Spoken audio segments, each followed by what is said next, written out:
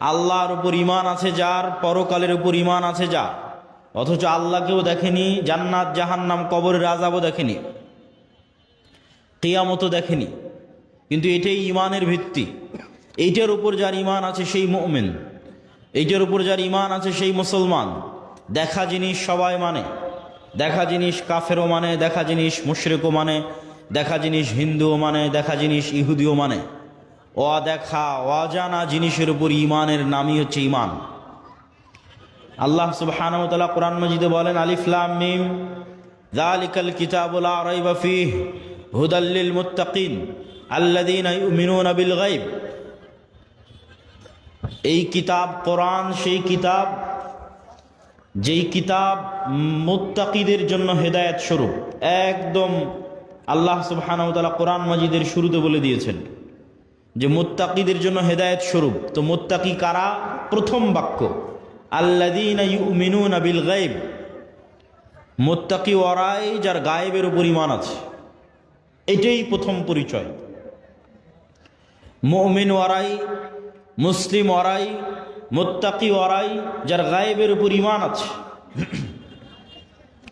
আর এই আয়াত শেষ হয়েছে যেই বাক্যাংশ দিয়ে, সেটা হচ্ছে ওয়াবিল আখিরাতি হুম ইউকিনুন। এই আয়াতের ধারাবাহিকতা।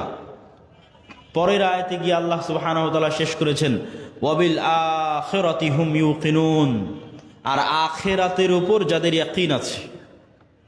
আখিরাত কেউ দেখেনি, এটাও গায়েব, কিন্তু আখিরাতের উপর ইয়াকিন আছে।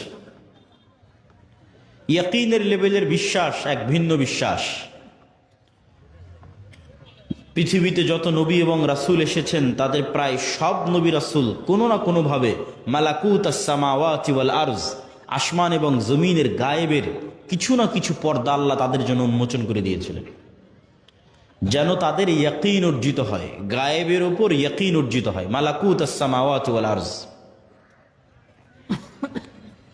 যেমন ঈসা আলাইহিস সালাতু ওয়াস সালামকে আল্লাহ সুবহানাহু ওয়া তাআলা মুজিজাই দিয়েছেন এটা যে ঈসা তুমি বিসমিল্লাহ বলে বিইজনিল্লাহ বলে মানুষের গায়ে হাত দিলে মরা মানুষ জীবিত হয়ে যাবে। এটাই মুজিজা ঈসা আলাইহিস সালামের। অথচ মরা মানুষ জীবিত হওয়া গায়েব, অসম্ভব, এটা অদৃশ্য, এটা পরকালে ঘটবে, কিয়ামতে ঘটবে। কিন্তু গায়েবের এই জিনিসকে আল্লাহ মুজিজা বানিয়ে দিয়েছেন ঈসা আলাইহিস সালামের জন্য। তাহলে ঈসা আলাইহিস সালামের বিশ্বাস যে আল্লাহ মৃতকে জীবিত করতে পারেন বেশি না আমার এবং আপনার বিশ্বাস বেশি? ঈসা আলাইহিস সালামেরটা বেশি। ওনার ইয়াকিন অর্জিত হয়েছে, উনি নিজে প্র্যাকটিক্যালি দেখেছেন কিভাবে মরা মানুষ জীবিত হয়। উনি যদি এক খাবল কাদামাটি হাতে নিয়ে বিসমিল্লাহ বিইজনিল্লাহ বলে ফু দিতেন, তাহলে সে কাদামাটি থেকে পাখি হয়ে আকাশে উড়ে যেত। আল্লাহ নিজে কোরআনে বলছেন। তাহলে পৃথিবীর নবী রাসূলদেরকে আল্লাহ সুবহানাহু ওয়া তাআলা গায়েবের কিছু পর্দা উন্মোচন করে দিয়েছেন। যেমন ইব্রাহিম আলাইহিস সালাতু ওয়াস সালাম বলছেন কাইফা তুহয়িল মাউতা। হে আল্লাহ, আপনি কিভাবে মৃতকে জীবিত করবেন? আল্লাহ বলছেন আওয়ালাম তুমিন, ইব্রাহিম তুমি কি ঈমান রাখো না যে আমি মৃতকে জীবিত করতে পারি? তিনি বললেন ওয়ালাকিন লিয়াতমাইন্না কলবি। ঈমান তো আছে, কিন্তু যদি স্বচক্ষে দেখতাম ইয়াকিন অর্জন হতো। স্বচক্ষে দেখা হচ্ছে ইয়াকিন। ঈমান তো আছে কিন্তু স্বচক্ষে দেখতে চাই। তখন আল্লাহ সুবহানাহু ওয়া তাআলা বললেন ঠিক আছে, তুমি 4টে পাখি নাও এবং সেই 4 পাখিকে জবাই করে তাদের গোস্ত একটা আর একটার সাথে মিক্স করে 4টে পাহাড়ে রেখে আসো, পাখিগুলোর নাম ধরে ডাক দাও, পাখি জীবন্ত হয়ে তোমার কাছে উড়ে আসবে।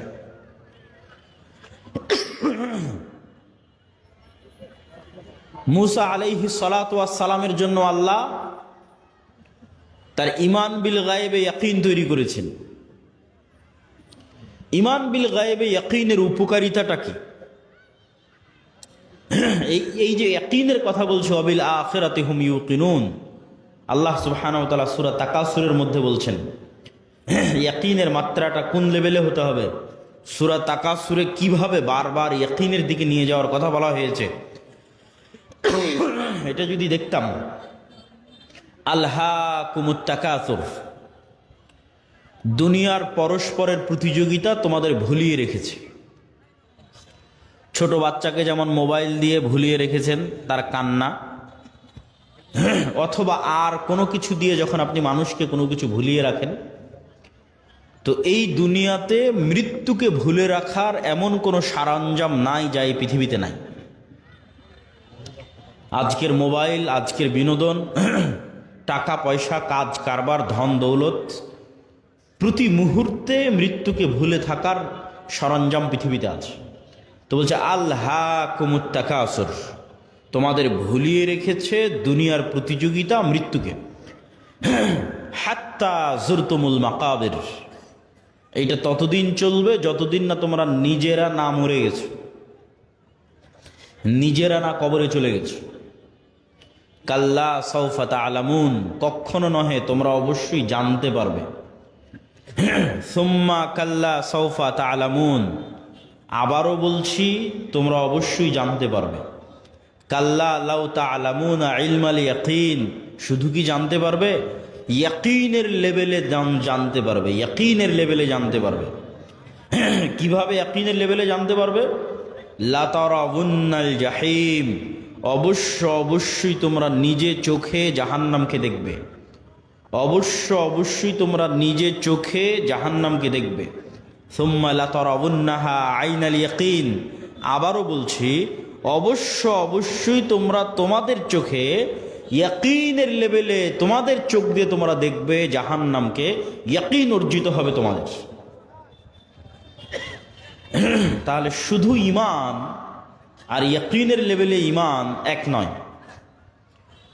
আমরা বিশ্বাস করি কবরের আযাব হবে, বিশ্বাস করি জান্নাত এবং জাহান্নাম আছে, আর মুহাম্মদ সাল্লাল্লাহু আলাইহি ওয়াসাল্লাম মেরাজের রাতে স্বচক্ষে জান্নাত দেখেছেন, স্বচক্ষে জাহান্নাম দেখেছেন, স্বচক্ষে কবরের আযাব দেখেছেন। তাহলে মুহাম্মদ সাল্লাল্লাহু আলাইহি ওয়াসাল্লামের ইয়াকিন অর্জিত হয়েছে, ওনার ঈমানের মাত্রা আমাদের চেয়ে বেশি। কেন? গায়েবের পর্দা ওনার জন্য উন্মোচন করে দেওয়া হয়েছে। উনি গায়েবের পর্দা চিরে 7 আসমান পর্যন্ত পৌঁছে গেছেন, ফলে ওনার ইয়াকিন অর্জিত হয়েছে। এই গায়েবের উপর ইয়াকিন কেন দরকার? এটাই মুসলমানদের মুক্তির একমাত্র রাস্তা, ঈমান বিল গায়েব, এবং মুসলমানদের অধপতনের একমাত্র কারণ ঈমান বিল গায়েব না থাকা। আজকের মুসলমানেরা আজকের আমেরিকা এবং আজকের ইসরায়েলের তুলনায় যত দুর্বল, আজকের গাজার মানুষ, আজকের রোহিঙ্গারা যত দুর্বল, আজ থেকে 3000, 4000, 5000 বছর পূর্বে মুসা আলাইহিস সালাতু ওয়াস সালাম আজকের মুসলমানদের চাইতে কয়েকশো, কয়েক হাজার গুণ বেশি দুর্বল ছিলেন। এটা যদি আমি আপনাকে উদাহরণ দিয়ে না বুঝাই, আপনি বুঝতে পারবেন না যে কেমনে মুসা আলাইহিস সালামের মতো নবী, যাকে আমরা এত বড় নবী মনে করি, সেই নবীকে বলা হচ্ছে তিনি আজকের মুসলমানদের চাইতে বেশি দুর্বল ছিলেন। জি, আপনার বগুড়ার শিবগঞ্জের আটমলের একজন কৃষককে, একজন রাখালকে যদি আজকে দায়িত্ব দেওয়া হয়, যাও তোমাকে দায়িত্ব দিলাম, ডোনাল্ড ট্রাম্পের কাছে আজকে বগুড়ার শিবগঞ্জের আটমলের একজন রাখালকে দায়িত্ব দেওয়া হলো যে তুমি এখান থেকে ডোনাল্ড ট্রাম্পের কাছে গিয়ে দাওয়াতি কাজ করবা, রাশিয়ার ভ্লাদিমির পুতিনের কাছে গিয়ে দাওয়াতি কাজ করবা। তো এই আটমলের এই কৃষক ডোনাল্ড ট্রাম্পের চেয়ে যত দুর্বল, আজ থেকে 4000 বছর আগে মুসা আলাইহিস সালাম ফেরাউনের তুলনায় তার চেয়ে বেশি দুর্বল ছিলেন। আপনার আটমলের একজন সাধারণ রাখাল আজকের আমেরিকার প্রেসিডেন্ট ডোনাল্ড ট্রাম্পের তুলনায় যত দুর্বল, আজ থেকে 4000 বছর পূর্বে মুসা আলাইহিস সালাম ফেরাউনের তুলনায় তার চেয়ে বেশি দুর্বল ছিলেন। বাস্তবে আপনাকে বুঝিয়ে দিচ্ছি। আজকে শিবগঞ্জের আটমলের এই কৃষকের নিজের জমি জায়গা আছে, তার বাপ মায়ের পরিচয় আছে, আত্মীয় স্বজনের পরিচয় আছে, যত গরিব হোক। আর আজ থেকে 4000 বছর আগে মুসা আলাইহিস সালাতু ওয়াস সালাম এমন এক গোলাম কওমের মেম্বার, এমন এক গোলাম জাতির সদস্য, যে গোলাম জাতির ইউযাব্বিহুনা আবনাআকুম, যাদের প্রত্যেক ছেলে সন্তানকে জবাই করার আদেশ দেওয়া আছে। বাপ মা বেঁচে থাকতেও পরিচয় দিতে পারছে না যে এটা আমার সন্তান। বাপ মা বেঁচে থাকতেও বলতে পারছে না যে মুসা আমার সন্তান। তাহলে মুসার বাপ মা নাই। মুসার নিজস্ব কোনো পরিচয়, যে পরিচয় দিবে যে আমি বানু ইসরাইলের সদস্য, এটার সাহস, এটার বৈধতা ফেরাউনের যুগে মুসা আলাইহিস সালাতু ওয়াস সালামের ছিল না। 2, আজকের এই আটমলের এই কৃষক ফাঁসির দণ্ডে দণ্ডিত আসামি নয়। আর মুসা আলাইহিস সালামকে যখন বলা হচ্ছে যাও ফেরাউনের কাছে, ইযহাব ইলা ফিরআউন ইন্নাহু তাগা, তখন মুসা আলাইহিস সালাতু ওয়াস সালাম ফেরাউনের দরবারে ফাঁসির দণ্ডে দণ্ডিত আসামি, পাওয়া মাত্র হত্যা করা হবে। আজকের আটমূল শিবগঞ্জের কৃষক ডোনাল্ড ট্রাম্পের নিমক খাওয়া নয়, যে ট্রাম্প তার বাড়ি গাড়ি টাকা পয়সা সব কিছু করে দিয়েছে, এই জন্য তার কাছে নত থাকতে হবে, এটার কোনো প্রয়োজনীয়তা নাই। কিন্তু মুসা আলাইহিস সালাম বড়ই হয়েছে ফেরাউনের বাড়িতে, খেয়েছে ফেরাউনের, থেকেছে ফেরাউনের বাড়িতে। আজ এই রকম এক গোলাম জাতির এরকম এক অসহায় নিরীহ সদস্য, ফাঁসির দণ্ডপ্রাপ্ত আসামিকে বলা হচ্ছে যাও তুমি যার বাড়িতে থেকে খেয়ে বড় হয়েছ তাকে গিয়ে দাওয়াতি কাজ করো। 4, আজকের যেই কৃষককে বলা হচ্ছে যাও তুমি ডোনাল্ড ট্রাম্পের কাছে দাওয়াতি কাজ করো, সে এখন মানুষের বাড়ির চাকর নয়। আর যখন মুসা আলাইহিস সালাতু ওয়াস সালামকে বলা হচ্ছে যাও ফেরাউনকে দাওয়াত দিতে হবে, তখন মুসা আলাইহিস সালাম প্রায় 10 বছর থেকে মানুষের বাড়ির কাজের লোক, প্রায় 10 বছর মানুষের বাড়ির কাজের লোক। তাহলে প্রায় 10 বছর থেকে মানুষের বাড়ির কাজের লোক, ফাঁসির দণ্ডপ্রাপ্ত আসামি, এমন এক গোলাম জাতির সদস্য যেখানে পরিচয় দেওয়া, বাপ মায়ের পক্ষে পরিচয় দেওয়া সম্ভব নয়, এটা আমার সন্তান, এই পরিচয় দিতে পারবে না, অসম্ভব, পরিচয় দিলে দুনিয়া থেকে বিদায় নিয়ে যেতে হবে।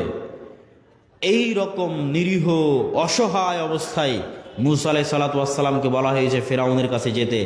আর ফেরাউন আজকের যুগে যে যত শক্তিশালী তার চেয়ে কয়েক শতগুণ বেশি শক্তিশালী। আমি যদি বুঝাতে না পারি সেটা আমার ব্যর্থতা, যে মুসা আলাইহিস সালাম আমার এবং আপনার চেয়ে বেশি দুর্বল ছিলেন। আজকের আমেরিকা এবং ইসরায়েলের তুলনায় যত দুর্বল, মুসা আলাইহিস সালাতু ওয়াস সালাম তার চেয়ে শতগুণ, 1000 গুণ বেশি দুর্বল ছিলেন। এই জন্য মুসা আলাইহিস সালাম সাহস করেননি। মুসা আলাইহিস সালাতু ওয়াস সালামের ঈমান বিল গায়েবে ইয়াকিন অর্জন হওয়ার পরও মুসা আলাইহিস সালাম ভয় পাচ্ছিলেন। তো তারপরও মুসা আলাইহিস সালাতু ওয়াস সালাম যেতে পেরেছেন, দাওয়াত দিতে পেরেছেন, বিজয় অর্জন করেছেন, তার একটাই কারণ ঈমান বিল গায়েবে ইয়াকিন, যেটাতে আল্লাহ কোরআন শুরু করেছে ওয়ায়ুমিনুনা বিল গায়েব, গায়েবের উপর ইয়াকিন, ওয়া বিল আখিরাতি হুম ইউকিনুন, আখিরাতের উপর ইয়াকিন। তো মুসা আলাইহিস সালাতু ওয়াস সালামের ঈমান বিল গায়েবে ইয়াকিন তৈরি করার জন্য আল্লাহ মুসা আলাইহিস সালাতু ওয়াস সালামকে বলছেন, মুসা তোমার হাতে কি? তো বলে লাঠি। আল্লাহ যদি বলতেন মুসা যে জান্নাত থেকে একটা স্পেশাল লাঠি নিয়ে এসেছি, ম্যাজিক্যাল লাঠি, এই লাঠি তুমি ছাড়লে সাপ হয়ে যাবে, তাহলে মুসা আলাইহিস সালামের ঈমান বিল গায়েবে ইয়াকিন অর্জিত হতো না। ওই রকম জাদুকরেরা, ওইরকম কবিরাজেরা, সাপুড়েরা, তাদের কাছে স্পেশাল নিজের প্র্যাকটিস দেওয়া, প্রশিক্ষণ দেওয়া সাপ, পাথর, লাঠি সব থাকে, ওইটা দিয়ে সবই করা যায়। তো আসমান থেকে একটা স্পেশাল লাঠি দিলাম, জান্নাত থেকে একটা স্পেশাল লাঠি দিলাম, দিয়ে বললাম এটা এখন সাপ হয়ে যাবে, এটা ঈমান বিল গায়েবে ইয়াকিন অর্জিত হবে না।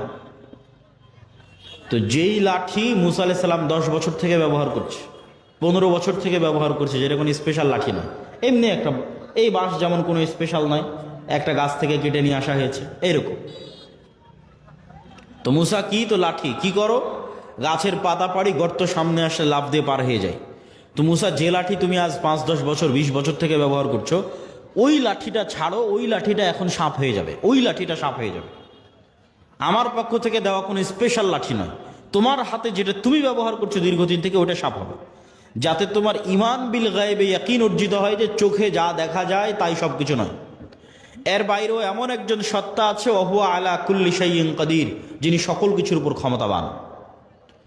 তো মুসা আলাইহিস সালাতু ওয়াস সালামের এই অন্তরে ইমান বিল গায়েবে ইয়াকিন অর্জিত হলে তবে মুসা আলাইহিস সালাতু ওয়াস সালাম কল্পনা করতে পারবে, বিশ্বাস করতে পারবে, ইমান রাখতে পারবে যে ফিরআউন যত শক্তিশালী হোক তার সাম্রাজ্য ধূলিকণার মতো, তার সাম্রাজ্য পিঁপড়ার চেয়েও দুর্বল, ধূলিকণা বালিকণার চেয়েও দুর্বল।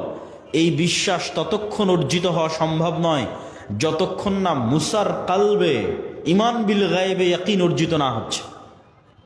তো ইমান বিল গায়েবে ইয়াকিন অর্জিত হওয়ার পরেও মুসা আলাইহিস সালাম ভয় পাচ্ছেন, বলছে আল্লাহ একাই যেতে ভয় লাগছে, সাথে আমার ভাইকে দেন, আমার মুখের জড়তা আছে, এই জড়তা দূর করে দেন। রব্বি ইশরাহ লি সাদরি ওয়া ইয়াসসির লি আমরি ওয়াহলুল উকদাতাম মিন লিসানি ইয়াফকাহু কওলি। সম্মানিত উপস্থিতি, তাহলে ইমান বিল গায়েব কেন জরুরি? অতীতের সকল নবীর ইমান বিল গায়েবে ইয়াকিন ছিল। আজকের মুসলমানেরা কেন বিজয় অর্জন করতে পারছে না? তার কারণ একটাই, তাদের ইমান বিল গায়েবে ইয়াকিন নাই। এই জন্য আমাদের বক্তব্যের বিষয়বস্তু ইমান বিল গায়েব। ইমানই নতুন করে নবায়ন করতে হবে, ইমানই নতুন করে নিয়ে আসতে হবে। এবং ইমান বিল গায়েবে আজকের পয়েন্ট আল ইমান বিল মালাইকা, ফেরেশতাদের উপর ইমান, যেটা দিয়ে আমি আপনাদেরকে বক্তব্য শুরু করেছি যে রাস্তাঘাটে যারা আছেন, বাজারে যারা আছেন, তারা এসে ফেরেশতাদের সাথে বসেন। কেননা এই মজলিসে কারা আছে বলেন তো? একটু জোরে বলেন, এই মজলিসে কারা আছে? আরো জোরে বলেন, কারা আছে? ফেরেশতারা আছে।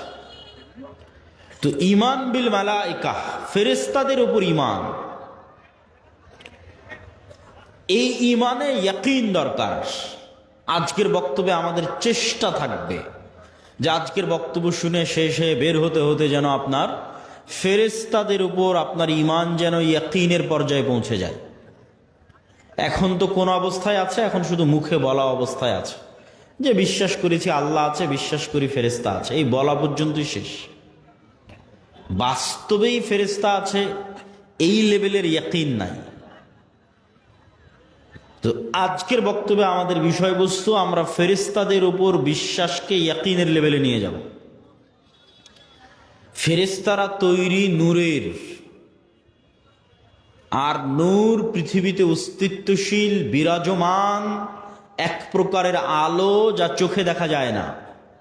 তবে এই লাইটের আলো নয়, সূর্যের আলো নয়, তবে এই লাইটের আলো যেমন বিরাজমান, জ্বলতেই যেমন পুরো এলাকা আলোকিত হয়ে গেছে, ধরা যাচ্ছে না কিন্তু অস্তিত্ব বোঝা যাচ্ছে।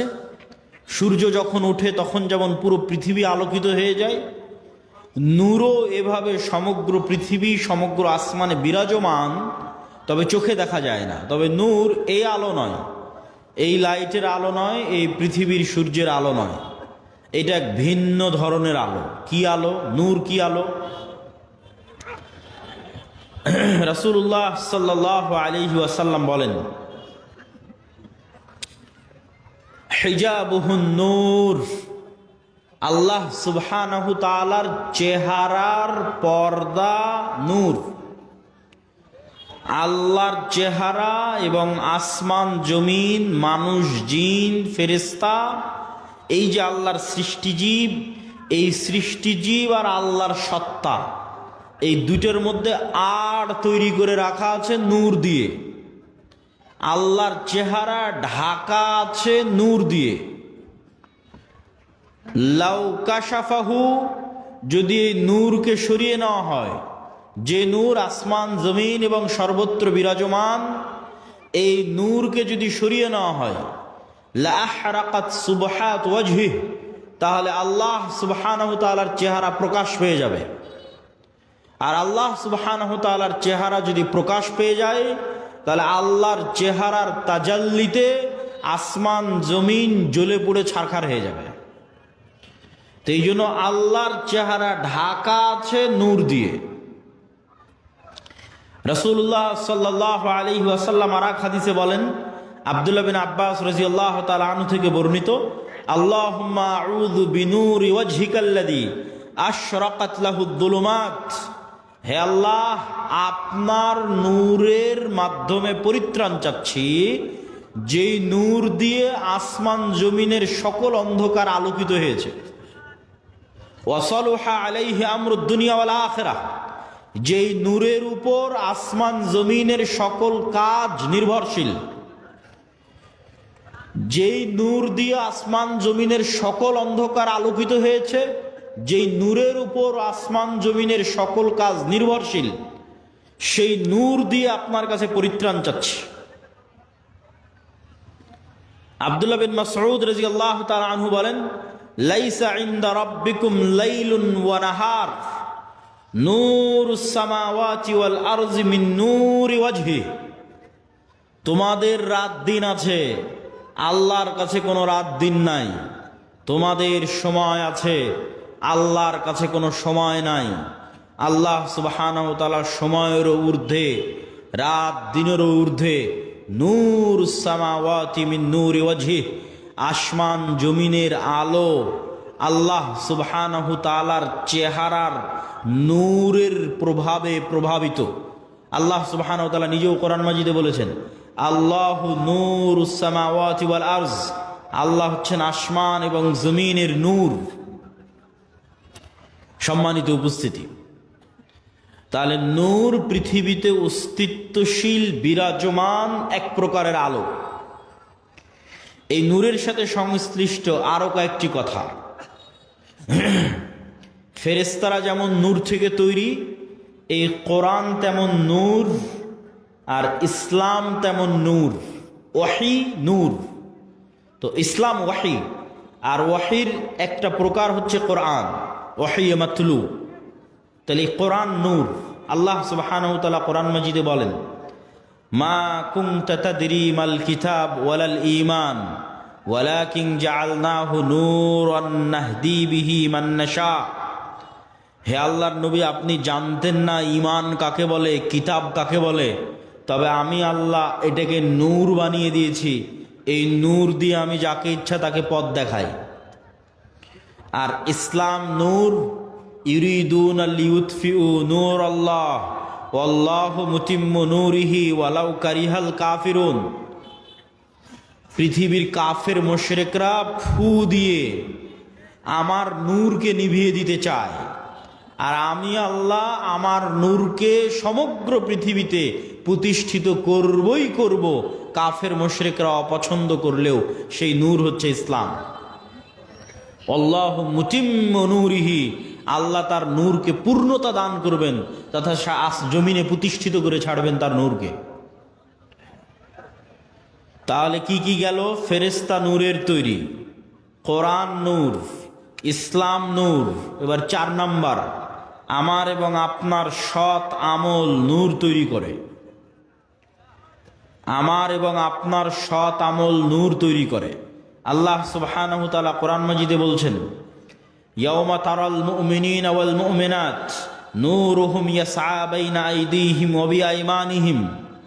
কঠিন কিয়ামতের মাঠে মুমিনেরা এবং মুমিনারা দুনিয়াতে যত নূর জমা করেছিল আমলের মাধ্যমে, প্রত্যেকটা সৎ আমল নূর। 2টা শর্ত পেলেই আমল সৎ। আল্লাহ কোরআনে বলেনি যে বেশি আমল করতে হবে, যে ওই জান্নাতে যাবে যে বেশি আমল করেছে। আল্লাহ বারবার বলেছে আমানু ওয়া আমিলুস সালিহাত।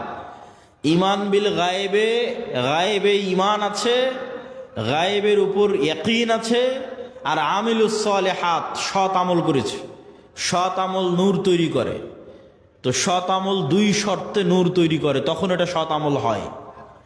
1, যদি হৃদয়ে ইখলাস থাকে, তাহলে ইখলাস পাওয়া মাত্রই নূর তৈরি হওয়া শুরু হয়ে যায়। 2, আমল যদি গায়েবের সাথে মিলে যায়। প্রত্যেকটা আমলের ফরম্যাট গায়েবে নির্ধারিত, যেই ফরম্যাট ওহির মাধ্যমে আল্লাহ রাসূলের কাছে পাঠিয়েছে। গায়েবে নির্ধারিত ফরম্যাটের সাথে না মিললে আমল কবুল হবে না, আমলে নূর তৈরি হবে না। তো গায়েবে নির্ধারিত ফরম্যাটের সাথে মিলাতে চাইলে কাকে দেখতে হবে? মুহাম্মদ সাল্লাল্লাহু আলাইহি ওয়াসাল্লামকে। কেন গায়েবের ওই ওয়াহি, ওই জ্ঞান মুহাম্মদ সাল্লাল্লাহু আলাইহি ওয়াসাল্লামকে দেওয়া হয়েছে। তাহলে মুহাম্মদ সাল্লাল্লাহু আলাইহি ওয়াসাল্লামের আমলের সাথে যখন আমল হুবহু মিলে যাবে, মানে ওটা গায়েবের ফরম্যাটের সাথে হুবহু মিলে গেছে। আর অন্তরে যখন ইখলাস তৈরি হবে, তখন এই আল্লাহর নবীর সাথে কাজের সাথে মিলে যাওয়া তথা গায়েবের ফরম্যাটের সাথে মিলে যাওয়া আর অন্তরে ইখলাস তৈরি হওয়া, এই দুটো যখন তৈরি হয়ে যাবে তখন আমলে নূর তৈরি হয়ে গেল। এবার যখন আমলে নূর তৈরি হয়ে গেল, এই রকম যত আমল মানুষ দুনিয়াতে করবে, আমলে সালেহ, যে আমল নূর তৈরি করে, এরকম যত আমল মানুষ দুনিয়াতে করবে তত নূর সে ধারণ করবে নিজের কালবে। মানুষ তার কালবে নূর ধারণ করতে পারে, এটা আরেকটু পরে আরো বিস্তারিত বলতেছি।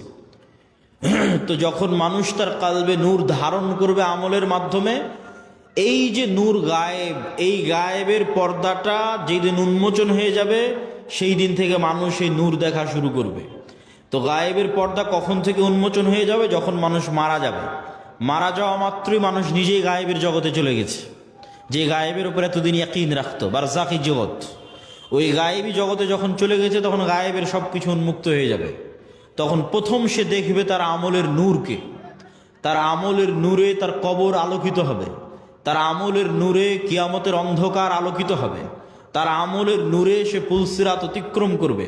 তা আল্লাহ কোরআনে বলছে, ইয়াউমা তারাল মুমিনিনা ওয়াল মুমিনাত নূরুহুম ইয়াসআ বাইনা আইদিহিম ওয়া বিআইমানিহিম, যে কিয়ামতের মাঠে মুমিন মুমিনারা দেখবে দুনিয়াতে যত নূর জমা করেছিল সে আমলের নূর তাদের ডানে এবং তাদের সামনে ছুটে চলতেছে, বিচ্ছুরিত হচ্ছে। বলেন আল্লাহু আকবার। আল্লাহ সুবহানাহু ওয়া তাআলা প্রায় 2-3 আয়াতে মানুষের আমলের নূরের কথা বলেছেন, যা কিয়ামতের মাঠে তারা দেখতে পাবে। যেমন রাসূল সাল্লাল্লাহু আলাইহি ওয়াসাল্লাম হাদিসে বলেছেন যে মানুষ যারা দুনিয়াতে উজু করেছে, উজু যদি সৎ আমল হয় তথা ইখলাস থাকে, আল্লাহর নবীর সাথে মিলে যায়, তাহলে এই উজু নূর তৈরি করে। তো কিয়ামতের মাঠে উজুর অঙ্গ প্রত্যঙ্গগুলোতে নূর জল জল জল জল করে জ্বলবে। তো দুনিয়াতে যত নূর জমা করেছে সৎ আমলের মাধ্যমে, সব নূরের প্রভাব দেখতে পাবে। তাহলে 4 নম্বর পয়েন্টে আমরা বললাম সৎ আমল নূর তৈরি করে। এবার 5 নম্বর পয়েন্ট, মানুষের অন্তরে, মানুষের কানে, মানুষের চোখে, মানুষের সামনে, মানুষের পিছনে, মানুষের উপরে, মানুষের নিচে নূর তৈরি হতে পারে। রাসূলুল্লাহ সাল্লাল্লাহু আলাইহি ওয়াসাল্লাম দোয়া করছেন, আল্লাহুম্মা জাআল ফি কলবি নূরা, হে আল্লাহ আমার কালবে নূর তৈরি করে দেন। ওয়া ফি সামঈ নূরা, আমার কানে নূর তৈরি করে দেন। ওয়া ফি বাসরি নূরা, আমার চোখে নূর তৈরি করে দেন। এভাবে বলতে বলতে ডানে বামে, সামনে পিছনে, উপরে নিচে সকল অঙ্গ প্রত্যঙ্গে তিনি আল্লাহর কাছে নূর চেয়েছেন। তো নূরের অস্তিত্ব পৃথিবীতে এত বাস্তব, এত বাস্তব, যা আপনার যেমন চোখের পাওয়ার সরাসরি দেখা যায় না, কিন্তু যন্ত্র দিয়ে মাপলে ধরা পড়ে চোখের পাওয়ার কম কি বেশি। বাস্তবে অনুভব করতে পারেন চোখের পাওয়ার কমে গেছে কি বেশি হয়েছে। আপনার কানের শ্রবণ শক্তি কমেছে কি বেশি আছে, এটা যেমন অনুভব করতে পারেন। মেশিন লাগাতে হয় ভালো মতো শোনার জন্য। আপনার শরীরের রক্তের মাত্রা, প্রেশার লো না হাই, সেটা যেমন মেশিন দিয়ে মাপা যায় অথচ চোখে দেখা যায় না। আপনার রক্তের মধ্যে সুগার কতটুকু আছে সেটা যেমন মেশিন দিয়ে মাপা যায়, ধরতেই মেশিনে উঠে আসতেছে অথচ চোখে দেখা যায় না। আপনার শরীরের তাপমাত্রা যেমন থার্মোমিটার দিয়ে মাপা যায় অথচ চোখে দেখা যায় না, থার্মোমিটার ধরলে উঠে আসতেছে তাপমাত্রা এত। আপনার হার্ট বিটের পালস যেমন মেশিন ধরতে পারতেছে কত, অথচ চোখে দেখা যায় না। এই প্রত্যেকটা জিনিস যতটা সত্য, এই প্রত্যেকটা জিনিসে নূর তৈরি হয়, এটা তার চেয়ে বেশি সত্য। যে আপনার চোখের পাওয়ার আছে এটা যত সত্য, আপনার চোখে নূর আছে অথবা নাই এটা তত সত্য। আপনার কালবে হার্টবিট চলছে এটা যত সত্য, আপনার কালবে নূর আছে অথবা নাই এটা তার চেয়ে বেশি সত্য। আজকে এখানে যতজন উপস্থিত হয়েছেন, এখন উপস্থিত আছেন, তাদের কালবে ন্যূনতম নূর আছে দেখে আপনি এখানে উপস্থিত হয়েছেন। ন্যূনতম নূর আছে দেখে উপস্থিত হয়েছে। আর কার কালবে নূর নাই, একটুকু নাই। একটা আলামত বলি, যার কালবে চুল পরিমাণও নূর নাই, যাদের ক্ষেত্রে আল্লাহ কোরআনে বলেছেন খাতামাল্লাহু আলা কুলুবিহিম, আল্লাহ তাদের অন্তরে মোহর মেরে দিয়েছেন, মৃত হৃদয়। তো এই মৃত হৃদয়ের একটা আলামত কি? যেমন কেউ যদি পরপর 3 জুমার সালাত পরিত্যাগ করে, তো রাসূল সাল্লাল্লাহু আলাইহি ওয়াসাল্লাম বলেছেন আল্লাহ ওর অন্তরে মোহর মেরে দেয়, তথা ওই অন্তরে নূর নাই, শেষ, মৃত হৃদয়। চলছে হার্টবিট কিন্তু পশুর মতো, চলছে রক্তনালী কিন্তু পশুর মতো, তথা আর জীবিত সে নাই, কেননা তার কাল্ব জীবিত নাই, তার কাল্ব মারা গেছে, নূর নাই। নূর না থাকলে কাল্ব মৃত্যুবরণ করে। সম্মানিত উপস্থিতি, তাহলে আমরা কয়েক পয়েন্টে আপনাদের সামনে তুলে ধরলাম যে নূর পৃথিবীতে অস্তিত্বশীল, বিরাজমান, মানুষের কালবে, চোখে, কানে তৈরি হতে পারে। কোরআন নূর, ইসলাম নূর, ফেরেশতারা নূরের তৈরি, এবং মানুষের সৎ আমল নূর তৈরি করে, এবং নূর তৈরি করতে করতে আমল আসমানের দিকে উঠতে থাকে। ইলাইহি ইয়ারফাউল কালিমুত তাইয়্যিব ইয়াসআদুল কালিমুত তাইয়্যিব, সৎ কথা, সৎ বাক্য আল্লাহর দিকে উঠে যেতে থাকে, উপরের দিকে উঠে যেতে থাকে। এবং ইবনুল কাইয়্যিম রাহিমাহুল্লাহ বলছেন মানুষের রূহ নূরুন লাতীফ, মানুষের রূহ হচ্ছে এক প্রকারের সূক্ষ্ম নূর। এই জন্য রূহ দেখা যায় না, কেননা নূর অদৃশ্য, তো রূহ অদৃশ্য। কিন্তু মানুষের আত্মপরিচয় রূহের উপর নির্ভর করে। মানুষকে যদি পুনরায়ও মানুষের শরীরের সকল কিছু যদি কাজে লাগানো যায়, আর যদি রূহ না দেওয়া যায়, তাহলে আত্মপরিচয় ফিরে আসবে না। যেমন আইনস্টাইনের ব্রেন যদি কপি করা যায়, ইমাম বুখারীর ব্রেন যদি কপি করা যায়, বিজ্ঞান যদি এই লেভেলে পৌঁছে যায়, কিন্তু ইমাম বুখারী, আইনস্টাইন, নিউটন ওরা ফিরে আসবে না, ওদের আত্মপরিচয় ফিরে আসবে না। কেন? আত্মপরিচয় নির্ভর করে রূহের উপর। নূরুন লতীফ। ইয়াসআলুনাকা আনির রূহ কুলির রূহ মিন আমরি রাব্বি, মানুষজন জিজ্ঞেস করে, বলে রূহ কি? আপনি বলে দিন রূহ আল্লাহর আদেশ। আল্লাহ যখন চান প্রতি রাতে রূহকে উঠিয়ে নেন। যাদের আল্লাহ মৃত্যু দিতে চান তাদের রূহকে তার কাছে আটকে রেখে দেন, এরা সকালবেলা মৃত অবস্থায় উঠে। আর যাদের আল্লাহ সুবহানাহু ওয়া তাআলা বাঁচিয়ে রাখতে চান, এদের রূহকে আবার ফেরত দিয়ে দেন। এই জন্য সকালবেলা এরা জীবিত অবস্থায় উঠে। এই জন্য দোয়ার মধ্যে বলা হয়েছে আল্লাহুম্মা বিইসমিকা আমুতু, হে আল্লাহ তোমার নামে আমি মারা যাচ্ছি। কেননা তখন রূহের কাজ শেষ হয়ে যায়। রূহের কাজ দেখা, রূহের কাজ শোনা, রূহের কাজ চিন্তা করা, রূহের কাজ বোঝা। বাকি শরীরের হার্টবিট, রক্ত সঞ্চালন এগুলো তো চলছেই, কিন্তু দেখা, শোনা, চিন্তা, গবেষণা যখন বন্ধ হয়ে যায় তখন রূহের কাজ শেষ। এই জন্য যখন মানুষ ঘুমিয়ে যায় তখন রূহের আর কোনো কাজ থাকে না, তখন রূহ উড়াল দেয়। আল্লাহ সুবহানাহু ওয়া তাআলা তার কাছে নিয়ে নেন রূহকে। কোরআনের আয়াতে আল্লাহ সুবহানাহু ওয়া তাআলা বলছেন। এবং সকালবেলা যখন ঘুম থেকে উঠে তখনও দোয়ার মধ্যে শিখিয়ে দেওয়া আছে যে প্রশংসা ওই আল্লাহর, যিনি আমাদেরকে পুনরায় জীবিত করেছে মৃত্যু দেওয়ার পর। তাহলে মৃত্যু দিল কখন? ঘুমই মৃত্যু। এবং প্রত্যেকটা লেভেলে পরবর্তী লেভেলের আলামত আছে, প্রত্যেক লেভেলে পরবর্তী লেভেলের আলামত আছে। এখন আমরা কোন লেভেলে আছি? এখন আছে দুনিয়ার লেভেলে। এই দুনিয়াতে বসে থেকেই বারজাখী জীবন কেমন হবে তার আলামত দেওয়া আছে, যে পরের জগৎটা কেমন হবে তুমি দুনিয়াতে বেঁচে থাকতেই বুঝে নাও। এবার যখন বারজাখী জগতে চলে যাবেন তখন ওখানে আলামত দেওয়া হবে যে কিয়ামতের পরের জগৎ কেমন হবে তুমি এখান থেকে বুঝে নাও।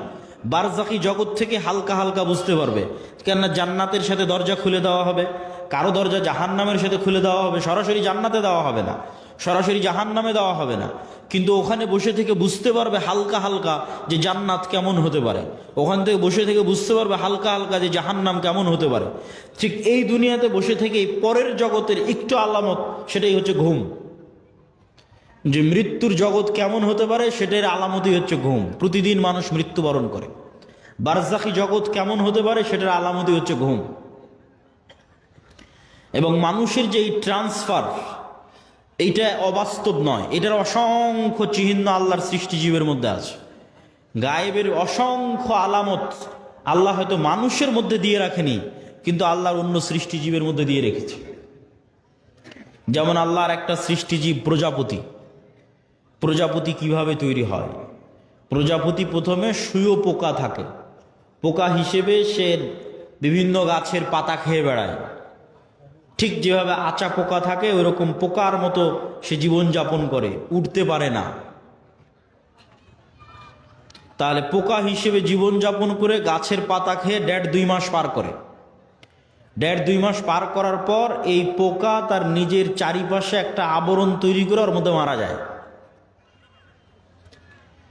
ওর মধ্যে মারা যাওয়ার আবার 15-20 দিন, 1 মাস 1.5 মাস পর ওই বাইরে ওই আবরণটা খুলে যখন বের হয় তখন প্রজাপতি হয়ে আকাশে উড়াল দেয়। তাহলে একটাই প্রাণী কয় ধরনের জীবনযাপন করতেছে এক পৃথিবীতে? একবার পোকা হিসেবে জীবনযাপন করতেছে, তখন গাছের পাতা খাচ্ছে, আকাশে উঠতে পারে না, তারপরে মারা যাচ্ছে, মৃত অবস্থায় থাকতেছে, থাকার পর আবার জীবিত হচ্ছে, তখন প্রজাপতি হয়ে আকাশে উড়াল দিচ্ছে। তাহলে মানুষ পৃথিবীতে এখন বেঁচে আছে, এটা এক ধরনের জীবনযাপন। মারা যাবে, বারজাখি জগতে চলে যাবে, এটা আর এক ধরনের জীবনযাপন। ওই জগতে এক এক রুহের জীবন ধারণ হবে এক এক রকম।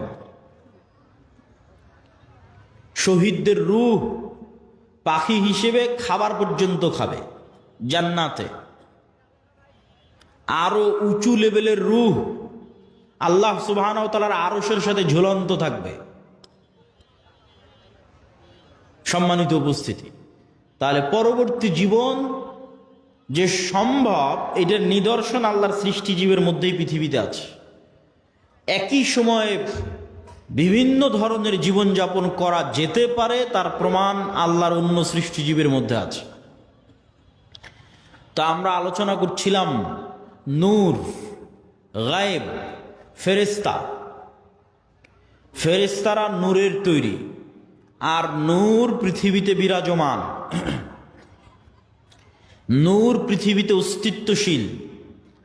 এবার চলেন আমরা দেখব সাহাবীদের বিশ্বাস কেমন ছিল ফেরেশতাদের উপরে। রাসূল সাল্লাল্লাহু আলাইহি ওয়াসাল্লামের জীবদ্দশায় সাহাবীদের বিশ্বাস কেমন ছিল ফেরেশতাদের উপরে, তার দু একটা হাদিস দেখে নেই। ফেরেশতাদেরকে দেখা সম্ভব, ফেরেশতাদের আওয়াজ শোনা সম্ভব, ফেরেশতাদের অস্তিত্বের অনুভূতি সম্ভব। নবী ছাড়া সাধারণ মানুষও ফেরেশতা দেখেছে, নবী ছাড়া সাধারণ মানুষও ফেরেশতার আওয়াজ শুনেছে। আবু হুরায়রা রাদিয়াল্লাহু তাআলা আনহু থেকে বর্ণিত, তিনি বলেন, একদিন এক ব্যক্তি রাস্তা দিয়ে চলতেছে, তো আকাশ থেকে একটা আওয়াজ পেল, ইসকি হাদিকাতা ফুলান, উমুকের বাগানে পানি বর্ষণ করো।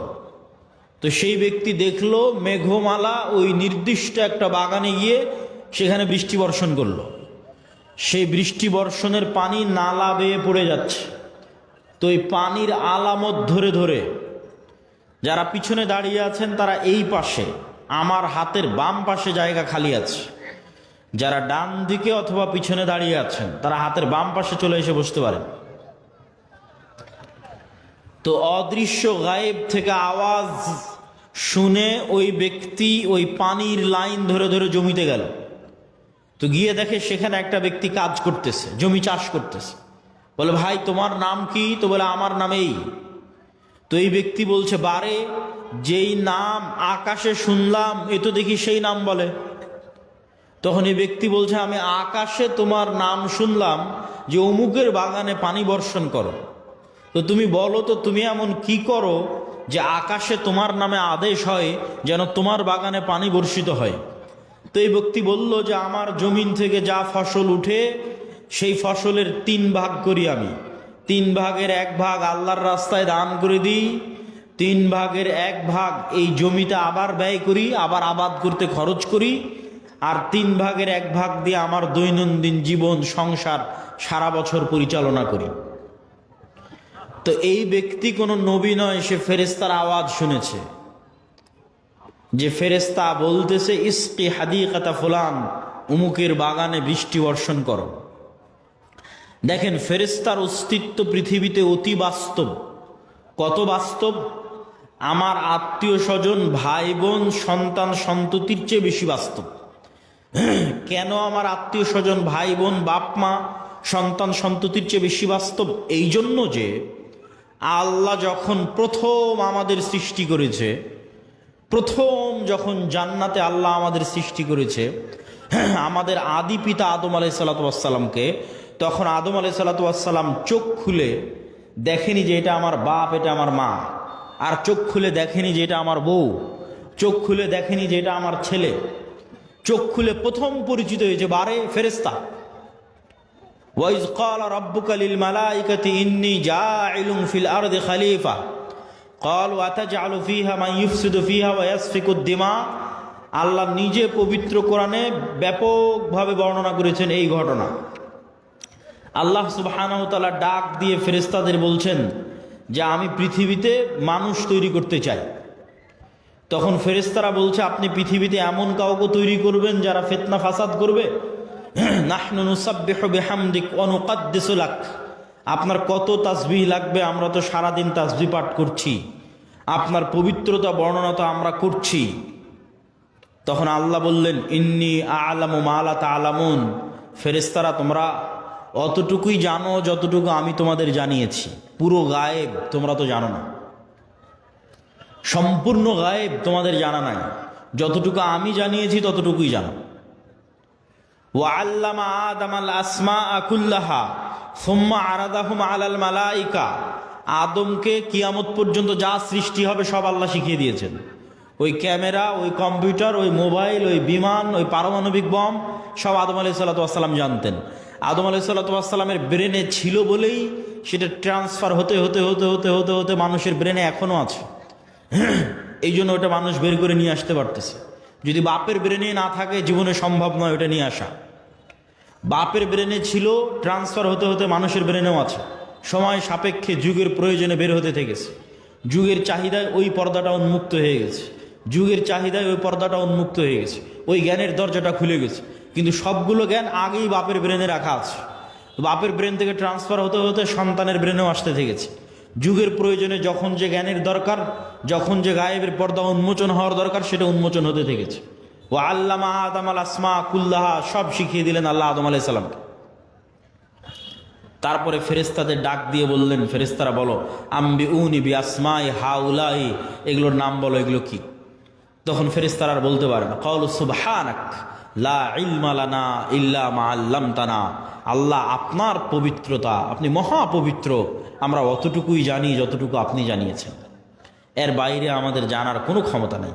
ইন্নাকা আনতাল আলিমুল হাকিম, আপনি হলেন সর্বজ্ঞানী, আপনি হলেন সর্বজ্ঞানী এবং সর্বপ্রজ্ঞাময়।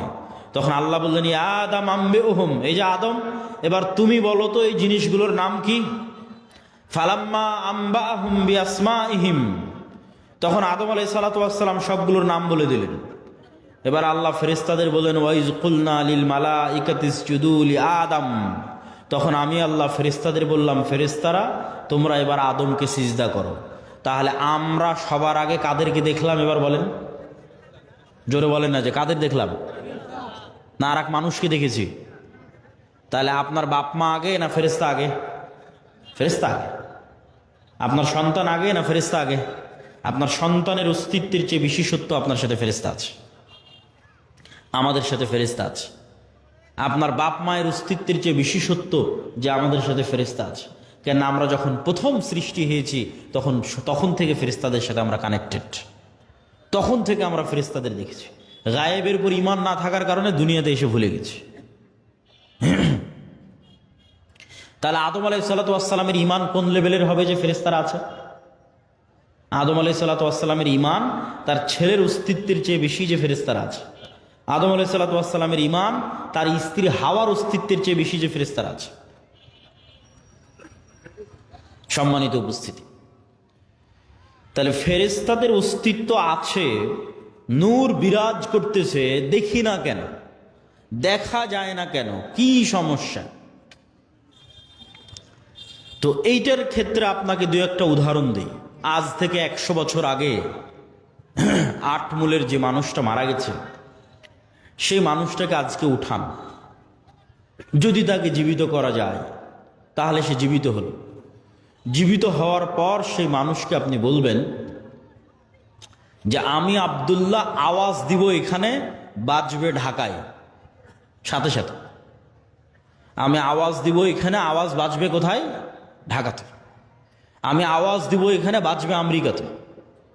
আমি আওয়াজ দিব এখানে, বাজবে মক্কায়। সে কি বিশ্বাস করবে? কিন্তু এখন তো বাজতেছে, এই যে লাইভ চলতেছে, সারা পৃথিবীতে বাজতেছে, বলতেছি এখানে, বাজতেছে সারা পৃথিবীতে। তাহলে এই যে ইলেকট্রোম্যাগনেটিক ওয়েভ, তরঙ্গ, আলোর তরঙ্গ ওয়েভ, এইটার মধ্যে ডাটা ধারণ করার ক্ষমতা, তথ্য, মানুষের কথা এটার মধ্যে থাকতে পারে, মানুষের দৃশ্য এটার মধ্যে থাকতে পারে। এইটা আল্লাহ যেই দিন পৃথিবী সৃষ্টি করেছে ওই দিন থেকেই আছে, মানুষ জানেনি, গায়েব। তাহলে 100 বছর আগে আটমূল থেকে যে মানুষ চলে গেছে এটার কাছে গায়েব। যে তার আওয়াজ এই ওয়েভের মধ্যে থেকে যেতে পারে, তার দৃশ্য এই ওয়েভের মধ্যে দিয়ে প্রবাহিত হতে পারে। শুধু তাই নয়, মানুষের পক্ষে যদি আজকে সম্ভব হয় যে মানুষ আলোর গতি তথা যেই আলোর মাধ্যমে, যে ওয়েভের মাধ্যমে আমার কথা মোবাইল দিয়ে এখন ঢাকাতেও বাজতেছে, লালমনিরহাটেও বাজতেছে, আমেরিকা, লন্ডন, ইউরোপেও বাজতেছে, সৌদি, কুয়েত, কাতার, বাহরাইনেও বাজতেছে, এখন সাথে সাথে যেই ওয়েভের মধ্যে দিয়ে আমার দৃশ্য ছুটে চলে যাচ্ছে, যেই ওয়েভের মধ্যে দিয়ে আমার আওয়াজ ছুটে চলে যাচ্ছে, এর চাইতে যদি আমরা কোনো গতিশীল কিছু আবিষ্কার করতে পারি যে এর চেয়ে দ্রুত আমি উড়ে চলে যাব, মানুষের পক্ষে সম্ভব নয়। কিন্তু কল্পনা করেন যে আমরা করে ফেলেছি এরকম একটা আবিষ্কার যে আমার আওয়াজ যত দ্রুত ঢাকায় যাচ্ছে আমি এর চেয়ে আগে ঢাকায় পৌঁছে যাব। এবং আবিষ্কার করার পর এখান থেকে বিমানে যদি ঢাকায় আমার যেতে আধা ঘন্টা লাগে, তো রাস্তার গাড়িতে 4 ঘন্টা লাগবে। তো আমি আধা ঘন্টা আগে ঢাকায় পৌঁছে গেছি, রাস্তার গাড়ি পৌঁছার আগে আমি ঢাকা পৌঁছে গেছি বিমানে। তো আমার এই আওয়াজ আমেরিকা পৌঁছার আগে আমি পৌঁছে গেছি। এত দ্রুত গতির আমরা কিছু আবিষ্কার করতে পেরেছি। এই আবিষ্কার করতে পারার পর এবার যদি 15 আলোক বর্ষ অতীতে চলে যায় দ্রুত, যে 15 বছর আগে যে কথা বলেছিলাম ওই কথা এখন মহাবিশ্বে যেই জায়গায় আছে ওর আগে আমি গিয়ে পৌঁছে যাব। যেহেতু ওর চেয়ে দ্রুত আমি কিছু আবিষ্কার করতে পেরেছি, পৌঁছে গিয়ে এবার এই মোবাইলের মতো, এই ক্যামেরার মতো যদি ওখানে কিছু সেট করতে পারেন, তাহলে 15 বছর আগে আপনি কি বলেছিলেন ওই আপনার বলা কথা আপনি শুনতে পাবেন, বাজতেছে। 15 বছর আগে আপনি কি করেছিলেন, আপনার করা কাজ আপনি লাইভ দেখতে পাবেন, এই যে আমি এটা করতেছি, কেননা ওইটা এই আলোর তরঙ্গের মধ্যে সেভ আছে, হারায়নি। বিজ্ঞানীরা এখনও জানে না যে পৃথিবী যখন প্রথম সৃষ্টি হয়েছে তখন পৃথিবী থেকে যে আলো মহাবিশ্বের দিকে ছুটতে থেকেছে ওইটা এখনো মহাবিশ্বের শেষ মাথায় পৌঁছতে পেরেছে কিনা। তাহলে এভাবে যদি 1400 বছর আগে চলে যান, তাহলে মোহাম্মদ সাল্লাল্লাহু আলাইহি ওয়াসাল্লামের হাদিস বুখারীতে পড়া লাগবে না, আপনি কানে শুনতে পাবেন, নিজে কানে শুনতে পাবেন, যেমন এখন লাইভ বাজতেছে। তো 1500 বছর অতীতে চলে গেলে আলোর গতির চেয়ে বেশি গতি নিয়ে মোহাম্মদ সাল্লাল্লাহু আলাইহি ওয়াসাল্লামের হাদিস নিজে কানে শোনা যাবে, বদরের যুদ্ধ লাইভ দেখা যাবে, বাস্তবে হচ্ছে এটা দেখা যাবে। এটা মানুষের দ্বারা সম্ভব নয়, এটা দিয়ে আল্লাহ মানুষের গুনাহকে গোপন রেখেছে, নাহলে একজন মানুষের গুনাহ গোপন থাকতো না। এই আলোর গতির চেয়ে মানুষের গতি কম থাকার কারণে মানুষের গুনাহ আজ গোপন আছে। সম্মানিত উপস্থিতি, তাহলে আমরা যা বলছি তার 1 সেকেন্ডও হারায় না, 1 সেকেন্ডও নয়, চাহে মোবাইলে রেকর্ড হোক আর না হোক, ওই তরঙ্গের মধ্যে থেকে যায়। যে কেউ চাইলে ধরে বের করে নিয়ে আসতে পারবে। আল্লাহ সুবহানাহু ওয়া তাআলা এটা দিয়েই ধরে বের করবেন এটা আমি বলিনি, কিন্তু এত সহজ মানুষের হিসাব নেওয়া, এত সহজ মানুষকে পাকড়াও করা, এইভাবেই পৃথিবী সেট আপ করা আছে। এখানে মানুষের 1টা সেকেন্ড গোপন নয়, 1টা সেকেন্ডও নয়, কেন আলো এই ডাটাগুলো ধারণ করে নিচ্ছে, যা করতেছে তাও সেভ আছে, যা বলতেছে তাও সেভ আছে। মানুষ চাইলে নিজেই দেখতে পারবে। মানুষকে আলোর চেয়ে দ্রুতগতির যন্ত্র আবিষ্কার করে অত বছর আগে চলে যেতে হবে, চলে গিয়ে নিজের আমলগুলো দেখতে হবে, তো আমি এগুলো করেছি, তো আমি এগুলো বলেছি, আমি নিজে শুনতে পাচ্ছি আমি কি বলেছি, আমি নিজে দেখতে পাচ্ছি আমি কি করেছি। কাফা বিনাফসিকাল ইয়াউমা আলাইকা হাসিবা, মানুষ আজকে তোমার বিচারের জন্য তুমি একাই যথেষ্ট। আলাদা কোনো বিচার বিভাগ কায়েম করে বিচার করতে হবে এইটা নয়, তুমি নিজেই যথেষ্ট। সম্মানিত উপস্থিতি, তাহলে কি বলছিলাম? গায়েব, নূর। তাহলে এই আলো আমার ডাটা ধারণ করতে পারে, এটা একসময় গায়েব ছিল, চোখে দেখা যায় না তো, এখনো দেখা যায় না, এখনো দেখা যাচ্ছে না, যন্ত্র ধরতে পেরেছে কিন্তু আমরা তো দেখতে পাচ্ছি না। তাহলে ওইটা যেমন সত্য যে আল্লাহ যেদিন পৃথিবী সৃষ্টি করেছেন ওই দিন থেকে মানুষের বলা কথায় আলোর মধ্যে থেকে গেছে, মানুষের বলা কাজ করা কাজ এই আলোর মধ্যে থেকে গেছে, এর চেয়ে বেশি সত্য যে এখানে নূর আছে, ফেরেশতা আছে, এটা এখন গায়েব। এবার বাস্তব জগতের আরো কিছু উদাহরণ দেই যেগুলো এখন যন্ত্রও ধরতে পারেনি। যেমন আল্লাহর একটা সৃষ্টিজীব কুকুর, কুকুরের ঘ্রাণ শক্তি মানুষের চাইতে 10,000 গুণ বেশি। তো আমি এই যে মাইকটা সামনে আছে, এটা আমি নাক দিয়ে টেনেও আর কোনো গন্ধ পাচ্ছি না। কারণ আমি যদি বলি যে এই মাইকের কোনো গন্ধ নাই, এটা মিথ্যা কথা হবে। এই মাইকটাই আপনি একটা প্রশিক্ষিত কুকুরের নাকে ধরেন, তারপর মোলাম গাড়ি বাজারে ফেলে রেখে আসেন কোনো এক জঙ্গলে, ওই কুকুর ওখান থেকে খুঁজে বের করে নিয়ে আসবে এই মাইককে। 50 গুণ 100 গুণ বেশি নয়, 1000 গুণ নয়, 10,000 গুণ বেশি। মানুষের যদি কোনো শরীরে ক্যান্সার হয়, তাহলে কোন কোষটাতে ক্যান্সার হয়েছে ওই ক্যান্সারের কোষের যে গন্ধ, এটা পর্যন্ত কুকুর ধরতে পারে। মানুষের শরীরে যদি ভাইরাস হয়, যে করোনা ভাইরাস হয়েছে, তাহলে করোনা ভাইরাসের মতো অদৃশ্য জিনিসের গন্ধ কুকুর ধরতে পারে। যে ভাইরাসকে দূরবীন দিয়ে দেখতে হয়, মাইক্রোস্কোপ লাগিয়ে দেখতে হয়, ওই ভাইরাসের গন্ধ পর্যন্ত কুকুর ধরতে পারে। আর মানুষ এখন পর্যন্ত এমন কোনো যন্ত্র আবিষ্কার করতে পারেনি যেটা কুকুরের লেভেলে ঘ্রাণ নিতে পারবে। এই জন্য মানুষ কুকুরকেই কাজে লাগায়, যে একটা যন্ত্র আমি আবিষ্কার করেছি যেটা কুকুরের মতো ঘ্রাণ নিতে পারবে, নাই, এরকম কোনো যন্ত্র আবিষ্কৃত হয়নি। তাহলে পৃথিবীতে এমনও ঘ্রাণ আছে যেই ঘ্রাণ মানুষ পায় না, যেই ঘ্রাণ মানুষের তৈরি কোনো যন্ত্রও পায় না। এখন এখানে যদি মিসকে আম্বরের মতো সুগন্ধি থাকে, ধরেন কথার কথা ফেরেশতারা এসেছে, ফেরেশতাদের গায়ে মিসকে আম্বরের মতো সুগন্ধি আছে, ওই সুগন্ধি আমি পাচ্ছি না। কথা কি আমার বুঝতে পারছেন? তো আমি যে ওই সুগন্ধি পাচ্ছি না, তার মানে সুগন্ধি নাই, এটা কি ঠিক? এটা ঠিক নয়। ঠিক তেমনি এমনও আওয়াজ আছে, কবরের আযাব কই, শুনতে তো পাই না। পাশ দিয়ে পিঁপড়া যাচ্ছে, শুনতে পান? শুনতে পাই না। এই রেকর্ডারও যদি ওই পিঁপড়ার কাছে লাগান, তবুও ধরা যাবে না পিঁপড়ার আওয়াজ। তাহলে পিঁপড়ার হাঁটার আওয়াজ হয় না? মিথ্যা কথা। সাপের যাওয়ার আওয়াজ হয় না? মিথ্যা কথা। ওইটা যেই লেভেলের সূক্ষ্ম আওয়াজ, ওটা আবার আল্লাহর আর এক সৃষ্টিজীব ধরতে পারে। যেমন হাতির মতো অন্য আরো কিছু প্রাণী আছে, আর আওয়াজ ধারণে খুবই সূক্ষ্ম, কয়েক লক্ষ কোটি কিলোমিটার দূরের আওয়াজ, সূক্ষ্ম থেকে সূক্ষ্ম আওয়াজ ধারণ করতে পারে। তাহলে কবরের আযাব হচ্ছে, কে শুনতে পায়? আল্লাহর সৃষ্টিজীব শুনতে পায়, মানুষ শুনতে পায় না। তাহলে এটা এখনো পৃথিবীতে এরকম অসংখ্য সৃষ্টিজীব আছে যাদের একজনের কাজ আর একজনের সাথে মিলবে না।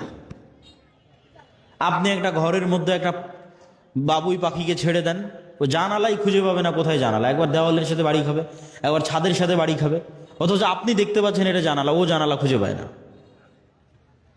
ওর দৃষ্টিশক্তি ওইভাবেই আল্লাহ সীমাবদ্ধ করে রেখেছে। তো ও যেমন জানালা খুঁজে পাচ্ছে না, ঠিক তেমন আপনি ফেরেশতা খুঁজে পাচ্ছেন না। ওই পর্যন্তই আপনার জ্ঞানের সীমা, দেখার সীমা, অনুভূতির সীমা। সাপ মানুষকে দেখতে পাই, যে আমি আব্দুল্লাহ 5 ফিট 5 ইঞ্চি, 5 ফিট 6 ইঞ্চি মোটা, এরকম দাড়ি, সাদা কালো, যেভাবে আপনি আমাকে দেখছেন এভাবে সাপ দেখে না। এভাবে দেখার ক্ষমতা আল্লাহ সাপকে দেয়নি। সাপ বুঝতে পারে তাপ, তাপ দিয়ে বুঝতে পারে যে মানুষ। কুকুর ওইভাবে দেখতে পারে না, কুকুর মাত্র দুইটা জিনিস, দুইটা রং দেখতে পায়। তাহলে কুকুর কেমনে দেখবে যে আমি সাদা কালো, উঁচু লম্বা মোটা? দেখতে পায় না। কুকুর গন্ধ, গন্ধ দিয়ে চেনে যেটা আমার মনিব, গন্ধ দিয়ে চেনে যে মানুষ এটা গেল। তাহলে এক একজনের দৃষ্টি সীমা, চিন্তা সীমা, দেখার সীমা আল্লাহ এক একভাবে ভাগ এবং বন্টন করে রেখেছে। এক একজনকে এক এক জগতে সীমাবদ্ধ করে রেখে দিয়েছে। মাছকে পানির জগতে সীমাবদ্ধ করে রেখে দিয়েছে, ঠিক সেরকম ফেরেশতার জগৎ এই পৃথিবীতেই আছে, ফেরেশতারাই আছে পৃথিবীতে, কিন্তু আপনি দেখতে পাচ্ছেন না কেন? আপনার ওই দেখা এবং শোনার সীমাবদ্ধতা আল্লাহ তৈরি করে রেখেছে। সম্মানিত উপস্থিতি, তাহলে পৃথিবীতে এমনও আওয়াজ আছে যা মানুষ শুনে না, মানুষের যন্ত্র শুনে না। এমনও গন্ধ আছে যা মানুষ নিতে পারে না, মানুষের যন্ত্র নিতে পারে না। ঠিক এমনও আলো আছে মানুষ দেখে না, মানুষের যন্ত্র দেখে না, আল্লাহর সৃষ্টি দেখে। রাসূলুল্লাহ সাল্লাল্লাহু আলাইহি ওয়াসাল্লাম বলেন, ইজা সামি'তুম সাইহাতাদ দিকা, যখন তোমরা মোরগের আওয়াজ শুনতে পাও তখন আল্লাহর কাছে কল্যাণ কামনা করো। ফাইন্নাহা রাআতিল মালাইকা, ফেরেশতাদের যেই নূর, এই নূরের যে আলো, এই আলো মোরগ দেখতে পায়। বলেন আল্লাহু আকবার। তাহলে ফেরেশতা বিরাজমান, নূর বিরাজমান। মানুষের যন্ত্র দেখতে পায় না, মানুষ দেখতে পায় না, কিন্তু আল্লাহর এক সৃষ্টিজীব দেখতে পায়। রাসূল সাল্লাল্লাহু আলাইহি ওয়াসাল্লাম বলছেন, যখন তোমরা গাধার আওয়াজ শুনো, নুহাকাল হিমার, তখন ফাতাআউযু মিনাশ শাইতান, তখন তোমরা শয়তান থেকে পরিত্রাণ চাও। শয়তানের আলো আর এক ভিন্ন লেভেলের আলো, এটা আগুনের আলো, এটা অদৃশ্য। মাইক্রোওয়েভ ওভেনের যে হিটিং, এইটা যেমন অদৃশ্য, ঠিক তেমন জিনের আলো, শয়তানের আলো অদৃশ্য, কিন্তু ওই আলো কুকুর দেখতে পায়, গাধা দেখতে পায়, মানুষ দেখতে পায় না। সম্মানিত উপস্থিতি, তাই আমি আপনি দেখতে পাই না মানে অস্তিত্ব নাই, এটা সম্পূর্ণ মিথ্যা কথা, সম্পূর্ণ ডাহা মিথ্যা কথা, যেগুলোর নিদর্শন, যেগুলোর আলামত আল্লাহ নিজে পৃথিবীতে দিয়ে রেখেছে। তাহলে আমরা কি বলছিলাম? ফেরেশতা আছে, ফেরেশতার আওয়াজ মানুষ শুনতে পারে, ফেরেশতাকে দেখতেও পারে। বনু ইসরাইলের 3 জন ব্যক্তি অন্ধ, কুষ্ঠ, টাক, আল্লাহ ফেরেশতা পাঠিয়েছে তাদের কাছে মানুষ হিসেবে পরীক্ষা নেওয়ার জন্য। রাসূল সাল্লাল্লাহু আলাইহি ওয়াসাল্লাম একদিন মসজিদে নববীতে বসে আছে, একজন অপরিচিত মানুষ আসলো, যে অপরিচিত মানুষের পোশাকে সফরের আলামত নাই, লা ইউরা আসারুস সাফার, সফরের কোনো আলামত নাই, আর তাকে মদিনার কেউ চিনেও না। তো জিজ্ঞেস করছে, মাল ইসলাম, মাল ঈমান, মাল ইহসান, মাতা সাআহ, ঈমান কি, ইসলাম কি, কিয়ামত কখন হবে? জিজ্ঞেস করে উত্তর নিয়ে বিদায় নিয়ে চলে যাচ্ছে। রাসূল সাল্লাল্লাহু আলাইহি ওয়াসাল্লাম বললেন, জানো কে এসেছিল? জিবরাইল এসেছিল দিন শিখানোর জন্য। তাহলে সাহাবীদের ফেরেশতাদের উপর ঈমান কোথায়? সাহাবীদের ঈমান ফেরেশতাদের উপর কোথায়? এই মর্মে এবার আরো কয়েকটা হাদিস আপনাদের সামনে তুলে ধরব। জাবের রাদিয়াল্লাহু তাআলা আনহু বলছেন, সাদ বিন মুআজ, আনসারী সাহাবী, আউস খাজরাজ গোত্রের প্রধান, খন্দকের যুদ্ধে আহত অবস্থায় শহীদ হয়েছে। ইয়াং বয়সে, 35, 38, 40 বছর বয়সে। রাসূল সাল্লাল্লাহু আলাইহি ওয়াসাল্লামের আশেপাশে যেগুলো ছিল সব ইয়াং। রাসূলুল্লাহ সাল্লাল্লাহু আলাইহি ওয়াসাল্লাম বললেন, ইহতাজ্জালাহু আরশুর রহমান, আল্লাহর আরশ কেঁপে উঠেছে সাদ বিন মুআজের মৃত্যুতে। ওয়া ফুতিহাত লাহু আবওয়াবুস সামা, আসমানের সব দরজা আজকে সাদ বিন মুআজের মৃত্যুতে খুলে দেওয়া হয়েছে। ওয়া শাহিদাহু ৭০ আলফাম মিনাল মালাইকা, ৭০,০০০ ফেরেশতা আমাদের সাথে আজকের জানাজায় অংশগ্রহণ করেছে সাদ বিন মুআজের জানাজায়। বলেন আল্লাহু আকবার। তো আসমানের দরজা থাকতে পারে, এটা কঠিন তো কিছু নয়। আমরা তো আসমান থেকেই পৃথিবীতে এসেছি, জান্নাত থেকেই পৃথিবীতে এসেছি। আদি পিতা আদম আলাইহিস সালাতু ওয়াস সালাম তো আসমানেই ছিলেন, জান্নাতেই ছিলেন, এটা অস্বাভাবিক কিছু না। তো জান্নাত থেকে নামতে হলে তো কোনো না কোনো দরজা দিয়েই নেমেছে। সেই দরজা দিয়ে ঈসা আলাইহিস সালাতু ওয়াস সালাম উপরে উঠে গেছে, সেই দরজা দিয়ে মুহাম্মদ সাল্লাল্লাহু আলাইহি ওয়াসাল্লাম উপরে উঠে গেছে। ছিলামই তো আমরা জান্নাতে, আসমানে। সুতরাং এই যোগাযোগ কঠিন, অস্বাভাবিক কিছু নয়। আর ফেরেশতা নেমে ৭০,০০০ ফেরেশতা নেমে অংশগ্রহণ করলে ওটা অস্বাভাবিক। আল্লাহ কোরআনে আয়াতই শুরু করেছে সূরা বাকারাতে, যে মানুষ সৃষ্টি শুরুই হচ্ছে ফেরেশতাদের সাথে কথোপকথন দিয়ে। আদম আলাইহিস সালাতু ওয়াস সালাম চোখ খুলেই দেখতেছে ফেরেশতাদের, তাহলে এটা অস্বাভাবিক না। ঈমান বিল গায়ব না থাকার কারণে মনে হচ্ছে অস্বাভাবিক, ঈমান বিল গায়বে ইয়াকিন না থাকার কারণে মনে হচ্ছে অস্বাভাবিক। জাবের রাদিয়াল্লাহু তাআলা আনহু বলছেন, লাম্মা কুতিলা আবি, আমার পিতা যখন মারা গেল, অনেক মেয়ে রেখে, ঋণ রেখে,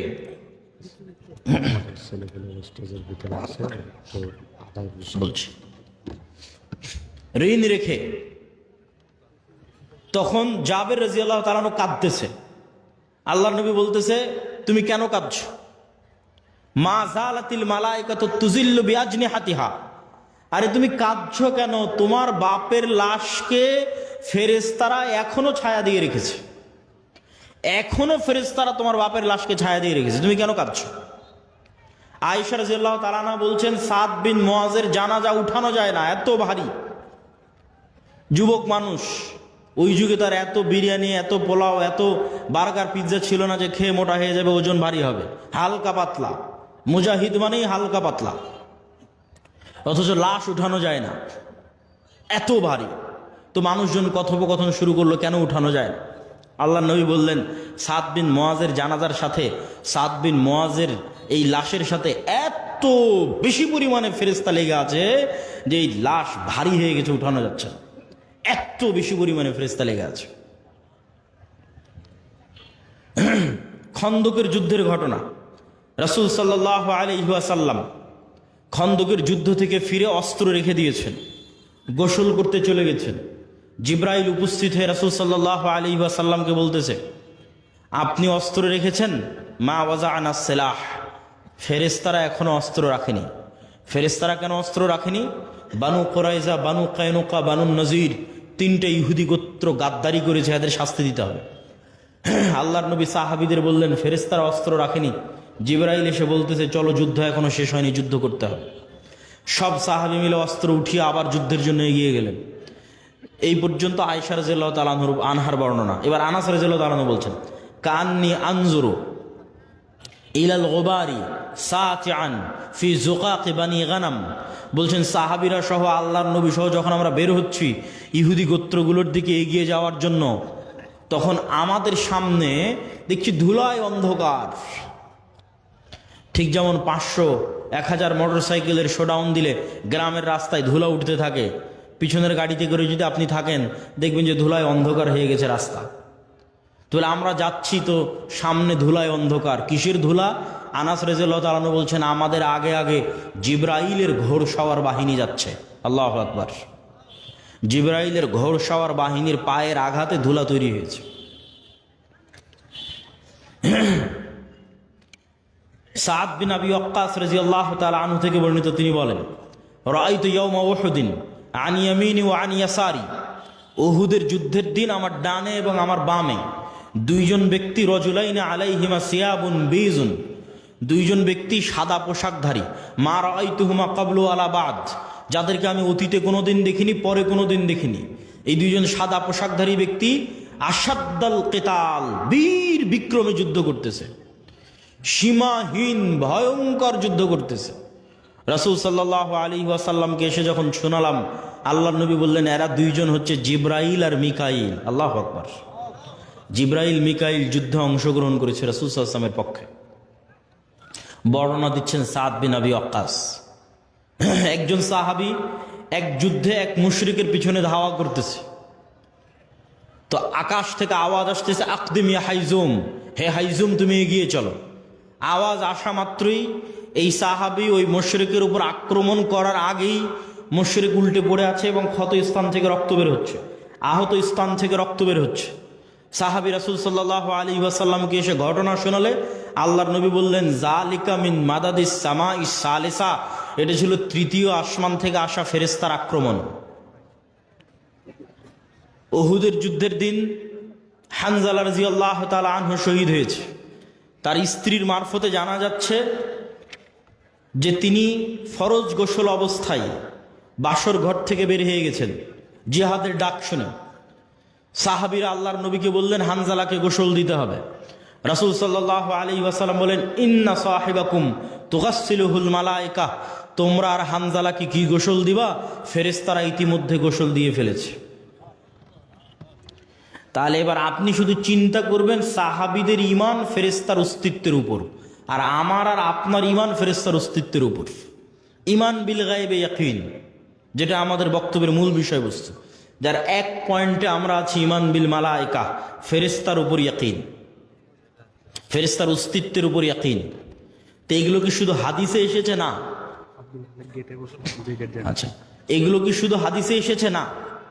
স্বয়ং আল্লাহ সুবহানাহু ওয়া তাআলা কোরআন মাজিদে বলতেছে, আল্লাহ সুবহানাহু ওয়া তাআলা কোরআন মাজিদে মুসলমানদের বিভিন্ন যুদ্ধে ফেরেশতা অবতীর্ণ করার কথা 5-6 আয়াতে বলেছে। ইস্তাস্তাগীসুনা রাব্বাকুম ফাস্তাজাবা লাকুম আন্নী মুমিদ্দুকুম বিআলফিম মিনাল মালাইকাতি মুরদিফিন। তোমরা আল্লাহর কাছে বিপদে পড়ে সাহায্য চেয়েছিলে, আমি আল্লাহ আসমান থেকে তোমাদের পক্ষে 1000 ফেরেশতা অবতীর্ণ করেছি। আর এক আয়াতে আল্লাহ সুবহানাহু ওয়া তাআলা বলছেন, ইস্তাকুলু লিল মুমিনিনা আলা ইয়াকফিয়াকুম আন ইউমিদ্দাকুম রাব্বুকুম বিসালাসাতি আলাফিম মিনাল মালাইকা। তোমাদের জন্য কি যথেষ্ট নয় যে আল্লাহ আসমান থেকে 3000 ফেরেশতা অবতীর্ণ করেছে? যদি প্রয়োজন হয় আল্লাহ 5000 ফেরেশতা আসমান থেকে অবতীর্ণ করবেন। সম্মানিত উপস্থিতি, তাহলে ফেরেশতারা আল্লাহর নবীর পক্ষ হয়ে যুদ্ধে অংশগ্রহণ করেছে, আর সেই ফেরেশতাদের সাহাবীরা দেখেছে, সেই ফেরেশতাদের অস্তিত্বের প্রভাব সাহাবীরা দেখেছে। আবু সাঈদ খুদরি রাদিয়াল্লাহু তাআলা আনহু থেকে বর্ণিত, তিনি বলেন, উসাইদ বিন হুযায়র নামে এক সাহাবী তার কৃষি কাজের জায়গায় রাতের বেলা কোরআন তেলাওয়াত শুরু করেছে। কোরআন নূর, কোরআন তেলাওয়াত শুরু করেছে। তো তার ঘোড়া লাফালাফি করতেছে কোরআন তেলাওয়াত শুনে, উনি কোরআন তেলাওয়াত থামিয়ে দিয়েছেন, আবার শুরু করলেন, আবার ঘোড়া লাফালাফি করলো। 3 বার এরকম হওয়ার পর আর কোরআন তেলাওয়াতই করলেন না। আল্লাহর নবীকে এসে ঘটনা শোনালে আল্লাহর নবী বললেন, তিলকাল মালাইকাতু দানাত লি সাউতিক উসাইদ, তোমার কোরআন তেলাওয়াতের আওয়াজে আল্লাহর ফেরেশতারা সব ওখানে নিকটবর্তী হয়ে গেছিল, যেই ফেরেশতাদের দেখে ঘোড়া লাফালাফি করতেছে। তুমি যদি সকাল পর্যন্ত তেলাওয়াত অব্যাহত রাখতে, মানুষেরও ফেরেশতাকে দেখে নিত। মানুষের ফেরেশতাকে দেখা অস্বাভাবিক কিছু নয়, যেটা আমরা শুরুতেই 2টা দলিল দিয়ে নিয়েছি যে মানুষ ফেরেশতাকে দেখতে পারে। সম্মানিত উপস্থিতি, তাহলে ফেরেশতারা অস্তিত্বশীল, ফেরেশতারা বিরাজমান, এবং কিয়ামতের পূর্ব মুহূর্তেও মানুষ ফেরেশতা দেখবে। মানুষের যদি ঈমান বিল গায়ব নাও থাকে তবুও দেখবে। ঈসা আলাইহিস সালাতু ওয়াস সালাম যখন নেমে আসবে তখন 2 ফেরেশতার কাঁধে নেমে আসবে। দাজ্জাল যখন মক্কা এবং মদিনায় প্রবেশ করবে তখন ফেরেশতারা উন্মুক্ত তরবারি হাতে থাকবে। তো এই আলোচনা থেকে আমাদের শিক্ষা কি? এই আলোচনা থেকে আমাদের শিক্ষা হচ্ছে যে পৃথিবীতে মানুষ 2 ধরনের, হয় শয়তানের গোলাম, শয়তানের বন্ধু, আর না হলে আল্লাহর গোলাম, আল্লাহর ফেরেশতার বন্ধু। এখন আপনি নিজেকে খুঁজে নিতে পারেন যে আপনি কোন কাতারে, আপনি শয়তানের গোলাম, শয়তানের বন্ধু, না আল্লাহর গোলাম, ফেরেশতার বন্ধু। দেখেন রাসূল সাল্লাল্লাহু আলাইহি পরীক্ষা যে আপনি শয়তানের সাথে না ফেরেশতার সাথে। রাসূল সাল্লাল্লাহু আলাইহি ওয়াসাল্লাম বলছেন যে জিবরাইল আমাকে মিসওয়াক করতে বলছে, তো মিসওয়াক করতে করতে আমার দাঁতের মাড়ির গোস্ত পর্যন্ত ছিলে গেছে। কেন মিসওয়াক করতে বলছে? আমার মুখের গন্ধে জিবরাইলের কষ্ট হয়। তো আল্লাহর নবীর পবিত্র মুখের গন্ধে জিবরাইলের কষ্ট হয়, তাই বারবার মিসওয়াক করতে বলছে। আর আপনার আটমল শিবগঞ্জের যে মানুষ রাত দিন বিড়ি সিগারেট খাচ্ছে, ওর কাছে ফেরেশতা আছে না শয়তান আছে? একটু জোরে বলেন, কে আছে? শয়তান আছে। সে শয়তানের বন্ধু, সে শয়তানের গোলাম। মনে করেন আটমলের একটা বাড়ি, যে বাড়িতে ঢুকতে সালাম দেওয়া হয়, খাওয়ার শুরুতে বিসমিল্লাহ বলা হয়, টয়লেট বাথরুমে গেলে সেই টয়লেট বাথরুমের দোয়া পড়া হয়, 5 ওয়াক্ত সালাতে উজু করা হয়, সালাত আদায় করা হয়, বাড়িতে কোরআন তেলাওয়াত করা হয়, তাহলে ওই বাড়িতে কারা আছে? ফেরেশতারা আছে। নূরে পরিপূর্ণ বাড়ি। ঠিক যেমন আজ থেকে 100 বছর আগের মানুষ জানতো না যে আমার কথা এইভাবে আমেরিকায় গিয়ে বাজতে পারে, ওই রকম নূর আপনি জানেন না, কিন্তু আপনার বাড়ি নূরে পরিপূর্ণ। ঠিক এই আলো যেমন দেখা যাচ্ছে, এরকম অদৃশ্য একটা আলো, যে আলোতে ওই বাড়ি পরিপূর্ণ হয়ে আছে, সেটা হচ্ছে নূর। আর একটা বাড়ি যেখানে কেউ সালাম দিয়ে ঢোকে না, যেখানে কেউ আল্লাহর নাম নিয়ে খায় না, যেখানে কেউ পেশাব থেকে সচেতন সতর্ক থাকে না, পবিত্র হয় না। ফেরেশতারা প্রচণ্ড পবিত্র, মুতাহহারুন, এদের অপবিত্র হওয়ার কোনো সুযোগ নাই। এই জন্য এরা পবিত্র মানুষকে ভালোবাসে। আর শয়তান নিকৃষ্ট, এই জন্য অপবিত্র মানুষকে ভালোবাসে। তো পেশাব থেকে যত্ন নেয় না, ফরজ গোসল করে না, নামাজ পড়ে না, বাড়িতে মাসকে মাস, বছরকে বছর কোনোদিন কোরআন তেলাওয়াত হয়নি, ওই বাড়িতে নূর আছে? ওই বাড়িতে নূর নাই, ওই বাড়িতে ফেরেশতা নাই। বাড়িতে ছবি টাঙ্গানো আছে, বাড়িতে কুকুর থাকে, লা তাদখুলুল মালাইকাতু ফি বাইতিন ফিহি সূরুন আও কালবুন, ওই বাড়িতে রহমতের ফেরেশতা প্রবেশ করে না যে বাড়িতে ছবি আছে, যে বাড়িতে মূর্তি আছে। তাহলে একটা বাড়ি, যে বাড়িতে লাইট জ্বলছে না, কারেন্ট জ্বলতেছে না, অন্ধকার, ওই বাড়িটা কবরের মতো অন্ধকার। কেন? ওই বাড়িতে নূর নাই, একটা অদৃশ্য আলো যেটা জ্বলতো সে অদৃশ্য আলো ওই বাড়িতে নাই। ওই বাড়ি কবরের মতো অন্ধকার, নূরবিহীন বাড়ি, ফেরেশতার অস্তিত্ববিহীন বাড়ি, শয়তানে পরিপূর্ণ বাড়ি, কালোয় অন্ধকারে অন্ধকারাচ্ছন্ন বাড়ি। আমি আপনাকে কোনো ফাজাইল আমলও শোনাচ্ছি না, আমি আপনাকে কোনো হুকুম আহকাম ফতোয়াও শোনাচ্ছি না। আমি আপনাকে এই পৃথিবীর রিয়ালিটি বলতেছি যে পৃথিবীতে আসলে চলতেছে কি। আপনি যে পৃথিবীর খেলার মাঠে নেমেছেন, এই খেলার মাঠের বাস্তবতাটা কি এটা আপনাকে ধরিয়ে দিচ্ছি। যেমন ক্রিকেট খেলতে নামলে, ফুটবল খেলতে নামলে, গ্রামের আর কোনো খেলা খেলতে নামলে ওর নিয়ম থাকে যে এই দাগ পার হলে আউট, আর এই দাগ পার হলে নট, আর এই হলে ছক্কা, এই হলে উমুক তুমুক। তো এই পৃথিবীতে খেলার নিয়মটা কি? সেটাই হচ্ছে গায়েবের কার্যকরণের সূত্র। দুনিয়ার কার্যকরণের সূত্রই সব কিছু নয়, গায়েবের কার্যকরণের সূত্র আসল। দুনিয়ার কার্যকরণের সূত্রে ইমিডিয়েট ফল হতে পারে, স্থায়ী নয়। গায়েবের কার্যকরণের সূত্রের সাথে যার সূত্র মিলে যাবে ওর ফল স্থায়ী, ওর ফল দীর্ঘমেয়াদী। তো ওই গায়েবের কার্যকরণের সূত্র আপনাকে জানা থাকতে হবে। কি করলে কি হয়, গায়েবে কি করলে কি হয়, গায়েবের কার্যকরণের সূত্র অনুযায়ী কি করলে কি হয়, এটা হলো খেলার নিয়ম। আপনি দুনিয়ার কার্যকরণের সূত্র অনুযায়ী কিছু করে ইমিডিয়েট রেজাল্ট পেয়ে যেতে পারেন, যেটা যদি গায়েবের কার্যকরণের সূত্রের সাথে না মিলে ওইটা দীর্ঘমেয়াদী দীর্ঘস্থায়ী হবে না। যেমন দুর্নীতি করে ধোঁকা দিয়ে আপনি ইমিডিয়েট কিছু রেজাল্ট পেয়ে যেতে পারেন, কিন্তু এটা গায়েবের কার্যকরণের সূত্র যেটা নির্ধারণ করা আছে রিজিক বাড়ার, ওইটার সাথে মিলে না। তো গায়েবের কার্যকরণের সূত্রের সাথে যদি না মিলে রিজিক বাড়ার, তাহলে তাৎক্ষণিক দুর্নীতি করে ধোঁকা দিয়ে আপনি কোটি টাকার মালিক হয়ে যেতে পারেন, কিন্তু এই টাকা স্থায়ী হবে না, দীর্ঘমেয়াদী হবে না। কেন? এটা গায়েবের সাথেই মিলেনি। গায়েবের কার্যকরণের সূত্র আসল, ওটা জানতে হবে। ওটা ওহির মাধ্যমে জানা যায়, ওটা কোরআনে জানা যায়। কোরআনে বলা আছে কি করলে কি হয়, কি করলে কি পাওয়া যাবে। সম্মানিত উপস্থিতি, ঈমান বিল গায়েবের এই বক্তব্য দেওয়ার কারণ কি? ঈমান বিল গায়েবের এই বক্তব্য দেওয়ার এক নম্বর কারণ হচ্ছে আজকের মুসলমানদের অধপতনের মূল কারণই হচ্ছে ঈমান বিল গায়েব নাই। আল্লাহর অস্তিত্ব, ফেরেশতার অস্তিত্বের উপর ঈমান নাই, পরকালের উপর ঈমান নাই।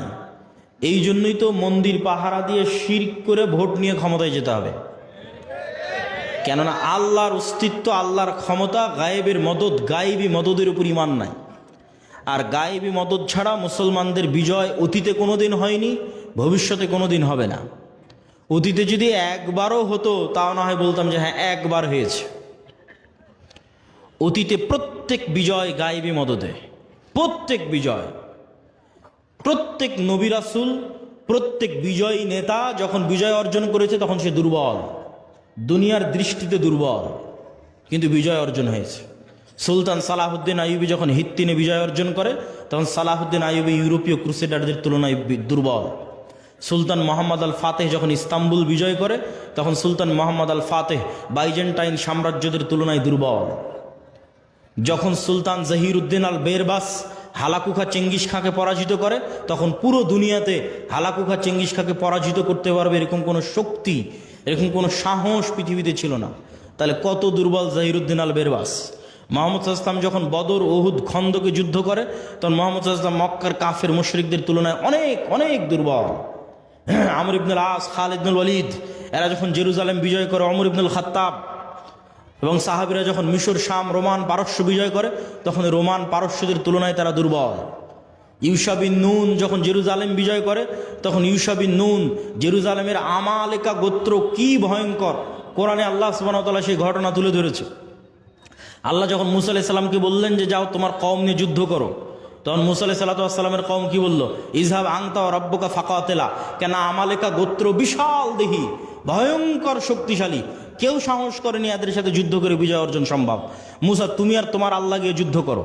কিন্তু দুইজন ব্যক্তি যাদের ঈমান বিল গায়বে ইয়াকিন ছিল তারা বলল যে আমরা যুদ্ধ করব, তাতে জয় হোক আর পরাজয় হোক। এদের ঈমান বিল গায়বে ইয়াকিন ছিল। এই দুইজনের একজন ইউশা বিন নুন। আল্লাহ 40 বছর শাস্তি দেওয়ার পর, উদ্ভ্রান্ত পাগলের মতো সিনাই মরুভূমিতে ঘুরে বেড়ানোর পর মুসা আলাইহিস সালাম যখন মারা গেলেন, ইউশা বিন নুন নবী হলেন। তখন ইউশা বিন নুন এবার বানু ইসরাইলকে নিয়ে তওবা করে জেরুজালেম বিজয় করতে যাচ্ছে ওই আমালেকা গোত্রের বিরুদ্ধে, যাদের কাছে এরা একদম দুর্বল। তো তো শুক্রবারের দিন বিকেলবেলা ইউশা বিন নুন আল্লাহর কাছে দোয়া করতেছে, আল্লাহ সন্ধ্যা হয়ে গেলে যুদ্ধ বন্ধ করতে হবে, কেননা শনিবার ইহুদি ধর্ম অনুযায়ী পবিত্র দিন, আপনি সূর্যকে থামিয়ে দিন, আমরা যুদ্ধে বিজয় অর্জন করি। আল্লাহ পৃথিবীর ইতিহাসে একবারের জন্য, শুধু একবারের জন্য সূর্যকে থামিয়ে দিলেন। কিছু মুফাসসির বলেছেন কয়েক দিনের জন্য থামানো ছিল, কিছু মুফাসসির বলেছেন কয়েক ঘন্টার জন্য থামানো ছিল। সূর্য আটকে থেমে থেকে গেল, গায়েবী মদদে ইউশা বিন নুন বিজয় অর্জন করল। মুসলমানদের বিজয় অতীতে কোনোদিন গায়েবী মদদ ছাড়া হয়নি, আগামী কিয়ামত পর্যন্ত কোনোদিন গায়েবী মদদ ছাড়া হবে না। এই জন্য গায়েবী মদদে বিশ্বাস লাগবে, ইমান বিল গায়েবে ইয়াকিন লাগবে। আর ইমান বিল গায়েবে ইয়াকিন না থাকার জন্য মুসলমান মুনাফিকে পরিণত হয়ে গেছে। আজকের মুসলমানেরা মুনাফিক অধিকাংশ। লাম্মা ইয়াদখুলুল ঈমানু ফি কুলুবিহিম, তাদের কালবে ঈমান প্রবেশ করেনি। কেন লা ঈমান আল ঈমান লা আমানাতা লাহু, এক কালবে ঈমানের নূর আর মিথ্যার অন্ধকার একসাথে থাকতে পারে না। অথচ গত 16 বছর কত ওসি ডিসি এসপি মন্ত্রী মিনিস্টার, আজকে এখনো কত সাব রেজিস্ট্রার ইসিল্যান্ড লক্ষ লক্ষ টাকা দিয়ে ওমরা করে আসতেছে, কত জালসা মসজিদ মাদ্রাসার কমিটির মেম্বার, অথচ ওর পদে যখন বসে তখন ঘুষখোর। তাহলে লাম্মা ইয়াদখুলুল ঈমানু ফি কুলুবিহিম, অন্তরে ঈমান প্রবেশ করেন, ঈমান বিল গায়েব নাই, বাহ্যিক ইসলাম নিয়ে মানুষকে ধোঁকা দিচ্ছে। অথচ আবু সুফিয়ান কোনোদিন মিথ্যা বলেনি, মুহাম্মদ সাল্লাল্লাহু আলাইহি ওয়াসাল্লামের বিরুদ্ধে মিথ্যা বলেনি। আবু তালেব কাফের হতে পারে, আবু লাহাব কাফের হতে পারে, মিথ্যুক দুর্নীতিবাজ ধোঁকাবাজ নয়। এই জন্য আবু তালেব নিজে ইসলাম গ্রহণ না করলেও আবু তালেবের ছেলে আলী যখন ইসলাম গ্রহণ করেছে তখন মহানেতা, কেন নেতাই তৈরি হয় সত্যবাদিতা, আমানতদারিতা, ন্যায়পরায়ণতার উপর। আর মুসলমানদের মধ্যে নেতা তৈরি হওয়া বন্ধ হয়ে গেছে, কেননা মুসলমানেরা সত্যবাদী আমানতদার থাকতেই পারছে না, নেতা কিভাবে তৈরি হবে? আর এই নেতা যেন আর কোনোদিন তৈরি না হতে পারে, এই জন্য দুটো পদ্ধতি মুসলমানদের উপর চাপিয়ে দেওয়া আছে। একটা হচ্ছে গণতন্ত্রের কালচার, আর একটা হচ্ছে সুদী অর্থনীতি। গণতন্ত্র এমন এক কালচার যেখানে এক দল আর এক দলের বিরুদ্ধে মিথ্যা তো বলবেই। এই শিবগঞ্জ আসনে এরকম যত আসন আছে, একই আসনের 6-7 জন 10 জন মনোনয়ন প্রার্থী একজন আরেকজনের বিরুদ্ধে মিথ্যা বলতেছে। তাহলে নেতৃত্বই তৈরি হবে না সত্যবাদিতা আমানতদারিতা ছাড়া। আর এখানে গণতন্ত্রের নেতৃত্ব শুরুই হচ্ছে কি দিয়ে বলেন তো? মিথ্যা এবং দুর্নীতি দিয়ে। তাহলে যেই নেতার নেতৃত্বই শুরু হচ্ছে মিথ্যা এবং দুর্নীতি দিয়ে, ওই নেতা যখন ক্ষমতায় যাবে ওকে টাকা ছিটালে আমেরিকার, ইউরোপের আর ভারতের কিনে নেওয়া 1 সেকেন্ডের ব্যাপার। কেননা ও জন্মগত মিথ্যুক, জন্মগত দুর্নীতিবাজ। এই জন্যই গণতন্ত্র টিকিয়ে রাখা আছে, যেন সৎ নেতার জন্মই না হতে পারে। এমন নেতা আসুক যাকে আমি কিনে নিতে পারবো। আর মুসলমানদের মধ্যে এই স্বভাব আগে ছিল না। এই স্বভাব হচ্ছে ইউরোপীয় উপনিবেশ থেকে তৈরি হয়েছে। 150-200 বছরের ব্রিটিশ শাসনের গোলামি করার কারণে তৈরি হয়েছে। এবং যেখানে ইউরোপীয় উপনিবেশ যত কঠিন, ওখানে মুসলমানদের মিথ্যা, দুর্নীতি, ধোঁকার প্রবণতা তত বেশি।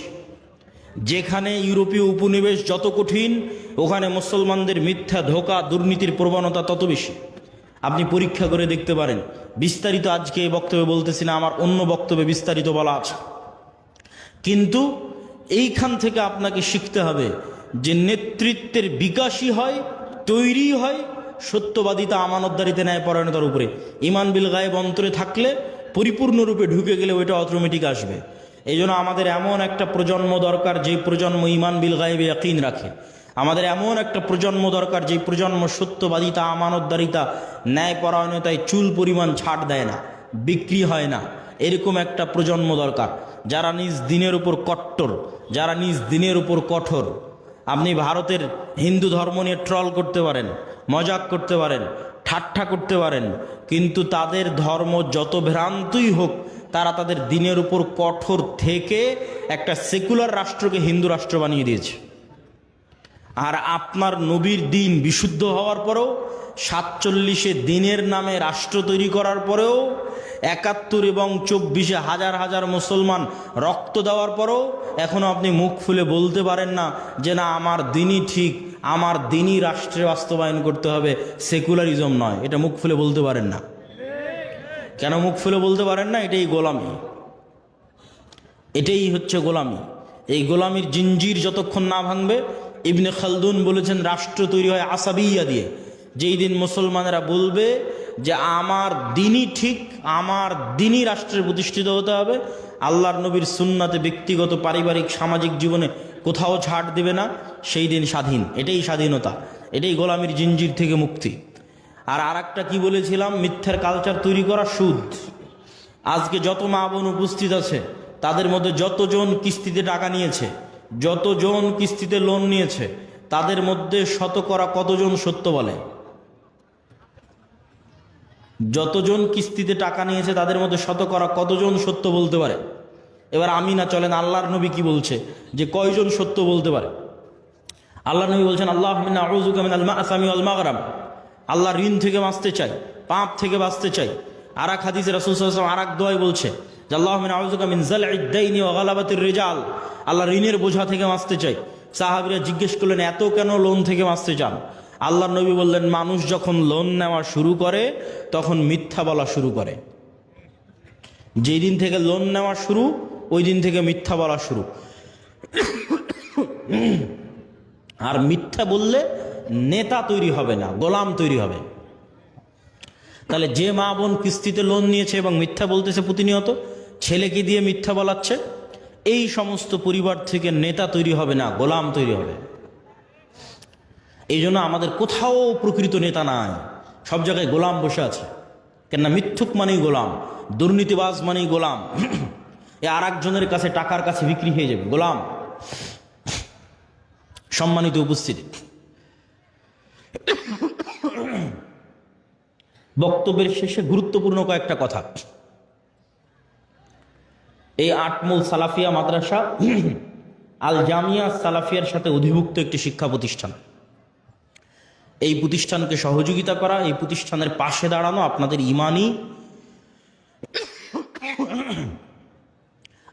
ইমানি নৈতিক গুরুত্বপূর্ণ দায়িত্ব। আমি জানি না যে এখন কেউ ভিতরে যাবে কিনা, যদি গিয়ে থাকে তাহলে আপনারা তাদেরকে সহযোগিতার হাত বাড়িয়ে দিবেন, অথবা না গিয়ে থাকলে আমি যাওয়ার জন্য উদাত্ত আহ্বান জানাচ্ছি।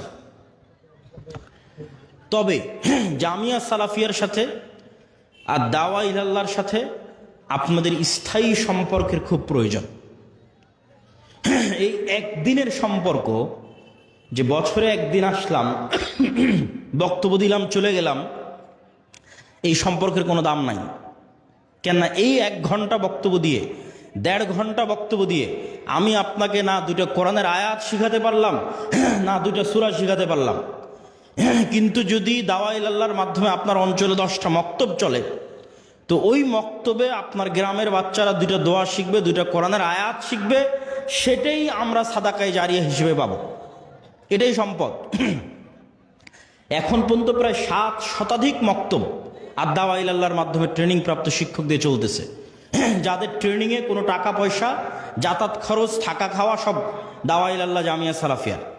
তাহলে এই স্থায়ী সম্পর্ক আপনাদের দরকার। আর একটা স্থায়ী সম্পর্ক হচ্ছে মাসিক আল ইতিসাম। প্রতি মাসে আমি নিজে মাসিক আল ইতিসামে 3টা লেখা লিখি, সম্পাদকীয় লিখি, একটা মিন্নাতুল বাড়ি লিখি, একটা স্বাভাবিক প্রবন্ধ লিখি। তো প্রতি মাসে আপনার কাছে মাসিক আল ইতিসাম যাওয়া মানে প্রতি মাসে আমার কথা আপনার কাছে যাচ্ছে। এই জন্য আজকে যত মানুষ উপস্থিত হয়েছেন সবার প্রতি আহ্বান থাকবে যে কিছুই যদি না নিতে পারেন, আপনার এক বেলার সকালের চায়ের নাস্তার চেয়েও দাম কম মাসিক আল ইতিসামের। তো মাসিক আল ইতিসাম নেওয়ার আপনাদের প্রতি উদাত্ত আহ্বান থাকছে। আর সর্বশেষে যে বই পুস্তকগুলো আমরা প্রকাশ করি, যেমন আজকে যে বই থেকে দার্স দিচ্ছিলাম, এটা আমারই লেখা বই, আল্লাহর পথে যাত্রা। এটা অনেক অল্প কপি আছে, যাওয়ার সময় খোঁজ করতে পারেন। গেটে গাড়িতে থাকতে পারে, অথবা টেবিলে অথবা স্টেজে থাকতে পারে। ছেলেপেলেরা আছে, একটু বলে দিলে। হ্যাঁ, কই আপনার ছেলেপেলেদের পাঠান, ভিতরে আছে, আপনি একটু বলে দিন। জি জি জি, ছাত্ররা যারা তোমরা ঢুকবা তারা ঢুকে যাও, এবং আপনারা তাদের প্রতি সহযোগিতার হাত বাড়িয়ে দেবেন। তো জামিয়া সালাফে এবং দাওয়া ইলাল্লাহর সাথে আপনাদের স্থায়ী সম্পর্কের জন্য মাসিক আল ইতিসাম আমাদের প্রকাশিত বই। যেমন আজকে আরেকটা নতুন বই থাকতে পারে ফতোয়ার উপর, প্রায় 1000 ফতোয়া, অজু, হায়েজ, নেফাস, তায়াম্মুম, সালাত, এগুলোর উপর প্রায় 1000 প্রশ্ন, যেগুলো শায়েখ আব্দুর রাজ্জাক বিন ইউসুফের তত্ত্বাবধানে এবং সম্পাদনায় একত্রিত করা হয়েছে। এই ফতোয়ার বইটাও থাকতে পারে। আব্দুর রহিমেরও একটা নতুন বই আছে, রাসূল সাল্লাল্লাহু আলাইহি ওয়াসাল্লাম দেখতে কেমন ছিলেন। শায়েখ আব্দুর রাজ্জাক বিন ইউসুফের উপদেশ, যেটাতে তার সব বক্তব্য আছে। এই দিন পড়ার দিন, জ্ঞানের দিন। যত পড়বেন তত নূর তৈরি হবে, তত জ্ঞান অর্জন হবে, তত আপনার সত্যের পথে চলা সহজ হবে। সম্মানিত উপস্থিতি, এবং সর্বশেষ সুদের বিরুদ্ধে যুদ্ধ, কর্জে হাসানা। আমরা মুসলিম বাইতুল মাল নামে কর্জে হাসানা চালু করেছি, যেখানে ইতিমধ্যে প্রায় 30 জনের কাছাকাছি আমরা কর্জে হাসানা দিয়েছি পরীক্ষামূলক। আর কর্জে হাসানা প্রজেক্টে আমরা কোনো দান সংগ্রহ করি না। মানুষ তাদের বিভিন্ন ব্যাংক ব্যালেন্সে, বিকাশে, নগদে যে টাকা ফেলে রেখেছে, আমরা চাই যে সেটাই তারা মুসলিম বাইতুল মালে জমা রাখুক, যখন দরকার ফেরত নিয়ে নেবে। ওইটারই অল্প অংশ আমরা ধীরে ধীরে ধীরে ধীরে মানুষদের মধ্যে কর্জে হাসানা হিসেবে দিতে থাকবো, আবার মানুষদের কাছ থেকে আদায় করতে থাকবো। এই প্রজেক্ট যদি একবার সাকসেসফুল হয়ে যায়, 90-95%-এরও যদি বেশি রিটার্ন থাকে, তাহলে এটা বাংলাদেশের ইতিহাসে এক যুগান্তকারী, এক ব্যতিক্রম পদক্ষেপ হতে পারে। সুদের বিরুদ্ধে যুদ্ধ করতেই হবে। আল্লাহ সুবহানাহু ওয়া তাআলা আমাদেরকে ঈমান বিল গায়বে ইয়াকিন রাখার, সত্যবাদিতা, আমানতদারিতা, ন্যায়পরায়ণতার উপর অটল থাকার মাধ্যমে আমাদের মধ্যে নেতৃত্বের বিকাশ তৈরি করে দিয়ে, আমলে সলেহের মাধ্যমে আল্লাহর সাহায্য দুনিয়াতে টেনে নিয়ে এসে, আমলে সলেহ আসমানি সাহায্য আসমান থেকে দুনিয়াতে টেনে নিয়ে আসতে পারে। আসমান থেকে দুনিয়াতে সাহায্য টেনে নিয়ে আসার সবচেয়ে বড় মাধ্যম একটা হচ্ছে সালাত, তারপরে সবচেয়ে বড়, তার চেয়ে সবচেয়ে বড় মাধ্যম রাতের সালাত, এই রকমই কাছাকাছি বড় মাধ্যম জিকির, সকাল সন্ধ্যার জিকির। সকাল সন্ধ্যার জিকির, বিল গুদুওয়ি ওয়াল আসাল বুকরাতাও ওয়া আসিলা, এগুলো আমলে সলেহ, যা দিয়ে আসমান থেকে গায়েবী মদদ টেনে নিয়ে আসা যায়। আল্লাহ সুবহানাহু ওয়া তাআলা আমাদের এগুলোর মাধ্যমে মুসলমানদের চূড়ান্ত বিজয় অর্জনের তৌফিক দান করুক। আল্লাহুম্মা আমিন।